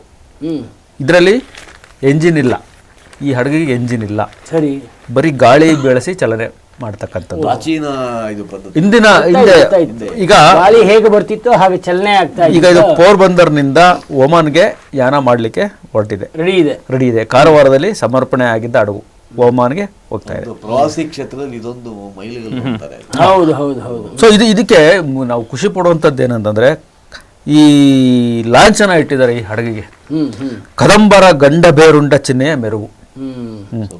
ಬನವಾಸಿ ಕದಂಬರ ಲಾಂಛನವಾದ ಗಂಡಬೇರುಂಡ ಹಡಗಿನ ಮೇಲೆ ಅಳವಡಿಕೆ. ಹಡಗಿನ ಹಾಯಿಗಳ ಮೇಲೆ ಅತ್ಯಂತ ಗಮನ ಸೆಳೆಯುವ ಸೂರ್ಯನ ಚಿತ್ರವಿದೆ. ಓಕೆ, ಪೌರಾಣಿಕ ಸಿಂಹದ ಆಕೃತಿಯಾದ ಸಿಂಹ ಚಿತ್ರಿಸಲಾಗಿದೆ. ಹಡಗಿನ ಜಗುಲಿ ಮೇಲೆ ಹರಪ್ಪ ಶೈಲಿಯ ಕಲ್ಲಿನ ಆಧಾರವನ್ನು ಜೋಡಿಸಲಾಗಿದೆ. ಅಂದರೆ ಇದು ನಿಜ ಎಷ್ಟು ಹಿಂದೆ ಇದ್ದಂತಹ ಪುನರ್ಸೃಷ್ಟಿ ಮಾಡಿದ್ದಾರೆ. ಇದನ್ನು ಪುನರ್ಸೃಷ್ಟಿ ಮಾಡಿದ್ದಾರೆ. ತುಂಬಾ ಸಂತೋಷ. ಒಳ್ಳೆ ಏನಾಯ್ತು, ಮೊನ್ನೆ ಇತ್ತೀಚೆಗೆ ಪ್ರಧಾನಿ ಒಮಾನ್ಗೆ ಹೋಗಿದ್ದಾರಲ್ಲ, ಆ ಸಂದರ್ಭದಲ್ಲಿ ಇದು ಸ್ವಲ್ಪ ರೂಪುರೇಷೆ ಆಗಿದೆ ಅಂತ. ಅದಕ್ಕೆ ಮುಂಚೆ ಆಗಿತ್ತು ಅಂತ ಗೊತ್ತಿಲ್ಲ, ಬಟ್ ಅದು ಸಾಂದರ್ಭಿಕವಾಗಿದೆ. ಆಮೇಲೆ ಸರ್ ಇನ್ನೊಂದು ಹಣಕಾಸಿನ ದೃಷ್ಟಿಯಿಂದ 2-3 ಇದು ಇಂಪಾರ್ಟೆಂಟ್ ಇದೆ. ಏನಂದ್ರೆ ಷೇರುಪೇಟೆಯಲ್ಲಿ ದಿನೇ ಸೆನ್ಸೆಕ್ಸು ಮತ್ತು ನಿಫ್ಟಿ, ಈ ರಾಷ್ಟ್ರೀಯ ಮತ್ತು ಏನಿದೆ ಸೂಚ್ಯಂಕಗಳು ಇದು ಕಮ್ಮಿ ಆಗ್ತಾ ಇದೆ. ಯಾಕೆ ಅಂತಂದರೆ ವಿದೇಶಿ ಸಾಂಸ್ಥಿಕ ಹೂಡಿಕೆ ಹೂಡಿಕೆದಾರಿದ್ದಾರೆ, ಅವರು ಹೆಚ್ಚಿನ ಪ್ರಮಾಣದಲ್ಲಿ ಈಗ ಶೇರಿನ ವಾಪಸ್ ತಗೊಳ್ತಿದ್ದಾರೆ. ರೂಪಾಯಿ ಅಪಮೌಲ್ಯ ಆಗಲಿಕ್ಕೂ ಅದು ಒಂದು ಕಾರಣ. ಯಾಕೆಂದರೆ ಸೊ ಈಗ ಈ ವಿದೇಶಿ ಹೂಡಿಕೆದಾರರು ಯಾರು ಅಂತಂದರೆ, ಈಗ ಟೆಂಪಲ್ಟನ್ ಇರ್ಬೋದು, ಯಾರು ವಿಮಾ ಸಂಸ್ಥೆಗಳು ವಿದೇಶಿ ಮೂಲದ ಇರ್ತವೆ, ಆಮೇಲೆ ಬೇರೆ ಬೇರೆ ಸಂಸ್ಥೆಗಳು ಇರ್ತವೆ, ಅವರು ಹೂಡ್ತಾರೆ. ಸ್ಥಳೀಯದಂದರೆ ಈಗ ನಮ್ಮದು HDFC, LIC, ಆಮೇಲೆ ಬಿರ್ಲಾಸನು, ಇವೆಲ್ಲ ದೇಶೀಯ ಹೂಡಿಕೆದಾರ, ಇವರು ಗಟ್ಟಿಯಾಗಿದೆ. ವಿದೇಶಿ ಸಾಂಸ್ಥಿಕ ಹೂಡಿಕೆದಾರರು ಹೆಚ್ಚೆಚ್ಚು ತಗೊಳ್ಳೋದ್ರಿಂದ ಈಗ ಹಣಕಾಸು ಹರಿತಾ ಇದೆ, ಹೊರಗಡೆ ಹೋಗ್ತಾ ಇದೆ. ಈ ಹಿನ್ನೆಲೆಯಲ್ಲಿ ಇದಾಗಿದೆ ಅಂತ ಸುದ್ದಿ. ಆದರೆ ನಮ್ಮ ಷೇರು ತಜ್ಞರು KG ಕೃಪಾಲ್ ಇದ್ದಾರೆ, ಅವರು ಎಲ್ಲರೂ ಹೇಳೋದು ಏನಿದೆ, ಇದು ಸಾಂದರ್ಭಿಕ ಅಷ್ಟೇ, ಇಳಿಯುತ್ತೆ ಏರುತ್ತೆ, ಯಾವುದೇ ಕಾರಣಕ್ಕೂ ಇದನ್ನು ನೀವು ನೆಗೆಟಿವ್ ಆಗಿ ಪರಿಗಣಿಸ್ಬೋದು. ಹೂಡಿಕೆದಾರರು, ದೇಶೀಯ ಹೂಡಿಕೆದಾರರು ಇನ್ನೊಂದೇನು ಗಮನಿಸಬೇಕು ಅಂದರೆ, ಯಾವುದು ರೇಟ್ಗಳು ಪ್ರಮುಖ ಷೇರುಗಳು ರೇಟ್ ಇಳಿತಾರೆ, ಅದು ನೀವು ಖರೀದಿ ಮಾಡಿ ಮುಂದೆ ನಿಮ್ಗೆ ಉಪಯೋಗ ಆಗುತ್ತೆ. ಚಿನ್ನ ಇದ್ದಂಗೆ. ನೀವೊಂದು ಈಗ ಇನ್ನೊಂದು ನಿನ್ನೆ ಒಬ್ಬ ಜ್ಯೋತಿಷಿ, ಅದು ತೆಲುಗಿನ ಜ್ಯೋತಿಷಿಯರು ಮಾತಾಡ್ತೀವಿ, ಏನಂತಂದರೆ ಇನ್ನು 2027 ಬಹಳ ತುಂಬ ಅತ್ಯಂತ ಕಠಿಣವಾದ ಪರಿಸ್ಥಿತಿಗೆ ಕ್ರಿಯೇಟ್ ಆಗುತ್ತೆ. ಅದಕ್ಕೆ ಅವರೇನು ಹೇಳ್ತಾರೆ, ಭೂಮಿನ ಖರೀದಿ ಮಾಡಿ ಇಟ್ಕೊಳ್ಳಿ, ಚಿನ್ನ ಖರೀದಿ ಮಾಡಿ ಇಟ್ಕೊಳ್ಳಿ, ಅವು ಇನ್ನೂ ನಿಮ್ಗೆ ರೇಟ್ ಜಾಸ್ತಿ ಆಗುತ್ತೆ. ಕಾರಣ ಏನು ಅಂತಂದರೆ, ಈಗ ಮೊನ್ನೆ ನಾವು ಡಿಸ್ಕಸ್ ಮಾಡಿದ್ವಿ, ದೆಹಲಿ ಏನು ರಾಜಧಾನಿ ಇದೆಯಲ್ಲ ಅದ್ರ ಮೇಲೆ ಒತ್ತಡ ಜಾಸ್ತಿ ಆಗ್ತಿದೆ. ವಾಯು ಮಾಲಿನ್ಯ ಇರ್ಬೋದು, ಇವೆಲ್ಲ ಚಟುವಟಿಕೆ. ಈಗ ಅದಕ್ಕೆ ರಾಜಧಾನಿ ಇನ್ನೊಂದು ಮಾಡಿ, ಈಗ ಮಹಾರಾಷ್ಟ್ರದಲ್ಲಿ ನಾಗ್ಪುರ, ಮುಂಬೈ 2 ಇದೆ. ಆ ಥರ ಈಗ 2 ರಾಜಧಾನಿ, ಇನ್ನೊಂದು ರಾಜಧಾನಿ ಮಾಡಿ, ಏನು ಡಿಸೆಂಟ್ರಲೈಸ್ ಆಗಿ ಬೆಂಗಳೂರು ಆದರೂ ಆಗ್ಬೋದು, ಬೆಂಗಳೂರಾದ್ರೂ ಆಗ್ಬೋದು. ಅವ್ರ ದೃಷ್ಟಿಯಲ್ಲಿ ಬೆಂಗಳೂರು, ಇಲ್ಲಾಂದರೆ ಹೈದರಾಬಾದು, ಇಲ್ಲಾಂದರೆ ಆ ಥರ ಇನ್ನೊಂದು ಏನೋ ಒಂದು ಆಗುತ್ತೆ, ಸಾಧ್ಯ ಇದೆ. ದಕ್ಷಿಣದ ಕಡೆ ಆಗುತ್ತೆ. ಆಗ ನಾವು ಅಷ್ಟೊತ್ತಿಗೆ ನೀವು ಭೂಮಿನ ಬಂಗಾರ ಖರೀದಿ ಮಾಡಿ ಇಟ್ಕೊಂಡು ಇನ್ನಷ್ಟು ರೇಟ್ ಜಾಸ್ತಿ ಆಗುತ್ತೆ. ಭೂಮಿ ಇಟ್ಕೊಳ್ಳಿ, ನಿಮಗೆಲ್ಲ ಇರುತ್ತೆ ಹೇಳ್ತಾರೆ. ಆಮೇಲೆ ಇನ್ನೊಂದು ರೂಪಾಯಿ ಮೌಲ್ಯ ಏನಿದೆ ಈಗ ಒಂದು ಸ್ವಲ್ಪ ಕಡಿಮೆ ಆಗಿದೆ, 89.98 ರೂಪಾಯಿಗೆ ಇಳಿದಿದೆ. ಅಂದರೆ ಇನ್ನೊಂದು ಸ್ವಲ್ಪ ಚೇತರಿಸ್ಕೊಳ್ತಾ ಇದೆ. ಇನ್ನು ನಾವು ಕೊನೆ ಹಂತಕ್ಕೆ ಬಂದಿದ್ದೀವಿ. ಕ್ರೀಡಾ ಬಗ್ಗೆ ಯಾವ ಸುದ್ದಿಗಳಿಗೆ ನೋಡ್ಬೋದಲ್ಲ? ಭಾರತಕ್ಕೆ ಕ್ಲೀನ್ ಸ್ವೀಪ್ ಗುರಿ. ಮಹಿಳಾ 2020 ಕ್ರಿಕೆಟ್ ಅದು ಶ್ರೀಲಂಕಾ ವಿರುದ್ಧ ಆಯ್ತಾ ಇದೆಯಲ್ಲ. ಹೌದು, ಸೊ 4 ಈಗ ಆಲ್ರೆಡಿ 5 ಪಂದ್ಯದಲ್ಲಿ 4 ಗೆದ್ದಾಗಿದೆ. ಇವತ್ತು ಕೊನೆ ಪಂದ್ಯ. ಬಹುಶಃ ಇವರು ಅದನ್ನು ಕ್ಲೀನ್ ಚಿಟ್ ಮಾಡಿ ಹೊಡಿಬೇಕು ಅನ್ನೋದು ನಮ್ಮ ವನಿತೆಯರ ಒಂದು ಗುರಿಯಾಗಿದೆ. ಸಂತೋಷ. ವಿಜಯ್ ಹಜಾರೆ ವಿಜಯ್ ಹಜಾರೆ ಕರ್ನಾಟಕದ ಹ್ಯಾಟ್ರಿಕ್ ಜಯ ಬಂದಿದೆ ಕರ್ನಾಟಕಕ್ಕೆ. ಆಮೇಲೆ ಸಮರ್ಥ ಕರ್ನಾಟಕದ ಉದಯೋನ್ಮುಖ ಆಟಗಾರ ಭರ್ಜರಿ ಶತಕ ಬಾರಿಸಿದ್ದಾರೆ. ಇದು ವಿದರ್ಭ ತಂಡವನ್ನು 5 ವಿಕೆಟ್ ಇಂದ ವಿದರ್ಭ ಸೋಲಿಸಿದೆ. ಬಟ್ ಕರ್ನಾಟಕ ಈಗ ಏನು ಶತಕದ ಶುಭಾರಂಭ ಮಾಡಿದ್ರು. ಹ್ಯಾಟ್ರಿಕ್ ಹೊಡೆದಿದೆ. ಹ್ಯಾಟ್ರಿಕ್ ಗೆಲುವು. ಹೌದು, ಅದರಲ್ಲಿ ಮಯಾಂಕ್ 58 ಹೊಡೆದಿದ್ದಾರೆ, ಶ್ರೇಯಸ್ 55 ಹೊಡೆದಿದ್ದಾರೆ, ಶ್ರೀಜಿತ್ 77 ರನ್ನ ಹೊಡೆದಿದ್ದಾರೆ. ಹ್ಯಾಟ್ರಿಕ್ ಆಗಿದೆ. ಇದು ಹೀಗೆ ಮುಂದುವರಿಲಿ ಇವ್ರದ್ದು. ನಮ್ಮ ಪಕ್ಕದ ರಾಜ್ಯದ ಇನ್ನೊಂದು ವಿಷಯ ಹೇಳಿ. ನಮ್ಮ ನಟ ವಿಜಯ್ ಅವರು ಇದೊಂದು ಪಕ್ಷ ಏನೋ ಸ್ಥಾಪನೆ ಮಾಡಿದ್ದಾರೆ. ನಿನ್ನೆ ಹೇಳಿದೆ ಅಲ್ಲ, ನಿನ್ನೆ ಒಂದು ಹೇಳಿಕೆ ಕೊಟ್ಟಿದ್ದಾರೆ. ಏನು ಅಂದ್ರೆ, ನನ್ನದು ಇದು ಕೊನೆ ಚಿತ್ರ, 30 ವರ್ಷ ನಾನು ಯಾವುದೇ ಚಿತ್ರದಲ್ಲಿ ಅಭಿನಯಿಸಲ್ಲ, ಪೂರ್ಣ ನನ್ನ ಜೀವನ ರಾಜಕೀಯಕ್ಕೆ ಜನಸೇವೆಗೆ ಮೀಸಲಾಗಿದೆ. ಅದು ಎಷ್ಟು ಮಾತ್ರ ಜನಗಳ ತಮಿಳುಗರ ಇದೇನು ಇಂಪ್ರೆಸ್ ಮಾಡುತ್ತೆ, ಮನುಷ್ಯ ಅವ್ರನ್ನ ಹೆಂಗೆ ಮನ ಗೆಲ್ಲುತ್ತೆ ಅನ್ನೋದು ಗೊತ್ತಿಲ್ಲ. ಅದು 2026 ಚುನಾವಣೆ ಬಂದ ಮೇಲೆ ಅದು ಗೊತ್ತಾಗುತ್ತೆ. ಅದು ನಾವು ನಿನ್ನೆ ನೋಡಿದ್ವಿ. ಮತ್ತು ಕರ್ನಾಟಕ ಸಂಬಂಧಪಟ್ಟ ಹಾಗೆ ಇಲ್ಲಿ ಇನ್ನೊಂದಿದೆ ಸರ್. ಇಲ್ಲಿ ಸಿಲಿಂಡ್ರು ಸ್ಫೋಟ ಯಾವಾಗಲೂ ನಾವು ನೋಡ್ತಾ ಇರ್ತೀವಿ, ಸಿಲಿಂಡರ್ ಸ್ಫೋಟ ಅಂತ. ಆದರೆ ಈಗ ಗ್ಯಾಸ್ ಕಂಪ್ನಿಯವ್ರು ಏನು ಮಾಡಿದ್ದಾರೆ, ಫೈಬರ್ ಸಿಲಿಂಡರ್ಗಳು ಮಾಡ್ತಾ ಇದ್ದಾರೆ. ಗೊತ್ತಾಯ್ತು. ಫೈಬರ್ ಅಂದರೆ ಈ ಇರೋ ಸಿಲಿಂಡರ್ಗಳನ್ನೆಲ್ಲ ಸ್ಕ್ರಾಪ್ ಹಾಕ್ಬಿಡ್ತಾರೆ, ಅದನ್ನು ಮತ್ತೆ ಯೂಸ್ ಮಾಡಲ್ಲ ಅವರು. ಈಗ ಏನಾದ್ರು ಫೈಬರ್ ಅಂದರೆ ಇದು 10 kg ಇರೋದನ್ನ ಅದು 6 kg ಬರ್ತಾ ಇದೆ ಈಗ. ಅದಾಗ್ತಾ ಇರೋ ಜನಗಳು ಏನಂದ್ರೆ ಅದ್ರ ಯಾರು ಒಲವು ತೋರಿಸ್ತಾ ಇಲ್ಲ ನನಗೆ ಬೇರೆ ಇದ್ರ ಸಿಲಿಂಡರ್ ಕೊಡಿ, ನನಗೆ ಫೈಬರ್ ಬೇಡ ಆ ಥರ. ಅದ್ರ ಬಗ್ಗೆ ಒಂದು ಸ್ವಲ್ಪ ಗಮನ ಕೊಡ್ಬೇಕು ಜನಗಳು. ಒಂದು ಸ್ವಲ್ಪ ದಿವಸ ಅದರ ಬಗ್ಗೆ R&D ಮಾಡಿ ಒಂದೇ ಒಂದು ವಿಚಾರ ಏನಿದೆ ಅಂದ್ರೆ, ವಿಶ್ವ ರ್ಯಾಪಿಡ್ ಚೆಸ್ ಅಲ್ಲಿ ಕಂಚನ್ನ ಗೆದ್ದಿರ್ತಕ್ಕಂಥ ಕೊನೆರ ಹಂಪಿ ಮತ್ತೆ ಅರ್ಜುನ್ಗೆ ಪ್ರಧಾನಿ ಮೋದಿ ಅಭಿನಂದನೆ ಮಾಡಿದ್ದಾರೆ. ಇದು ಬರೀ ಚೆನ್ನಾಗಿದೆ. ಒಳ್ಳೆ ಹೌದು. ದೇಶದ ಪ್ರಧಾನಿ ಅದು ಸಣ್ಣ ಏನೇ ಸಾಧನೆ ಮಾಡ್ಲಿಕ್ಕೆ ಕ್ರೀಡಾಪಟುಗಳಿಗೆ ಅಭಿನಂದಿಸೋದಿದೆಯಲ್ಲ, ಸೊ ಅದು ಅವ್ರಿಗೆ ಎಷ್ಟೋ ನಿಜಕ್ಕೂ ಇನ್ನಷ್ಟು ಸಾಧನೆ ಮಾಡ್ಬೇಕು ಅನ್ನೋ ಹುಮ್ಮಸ್ಸು ಸೃಷ್ಟಿಯಾಗುತ್ತೆ. ಸರ್ಕಾರಿ ಸೇವೆ ಸಿಗಬೇಕು ಅಂತ ಕಾಯ್ತಾ ಇರ್ತಾರಲ್ಲ ಜನಗಳು. ನಮ್ಮ ಇವತ್ತಿನ ನೇರ ಪ್ರಸಾರವನ್ನು ಇಲ್ಲಿಗೆ ಮುಗಿಸೋಣ. ಮತ್ತೆ ನಾಳಿನ ನೇರ ಪ್ರಸಾರದಲ್ಲಿ ತಮ್ಮನ್ನು ಭೇಟಿಯಾಗ್ತೇವೆ. ತಮಗೆಲ್ಲರಿಗೂ ಬಂದದ್ದಕ್ಕೆ ತುಂಬ ಸಂತೋಷ. ನಿಮಗೆ ಮತ್ತೊಮ್ಮೆ ವೈಕುಂಠ ಏಕಾದಶಿಯ ಶುಭಾಶಯಗಳು. ನಿಮಗೂ ಅಷ್ಟೇ ವೈಕುಂಠ ಏಕಾದಶಿಯ ಶುಭಾಶಯಗಳನ್ನು ಹೇಳ್ತಾ ನಮಸ್ಕಾರ.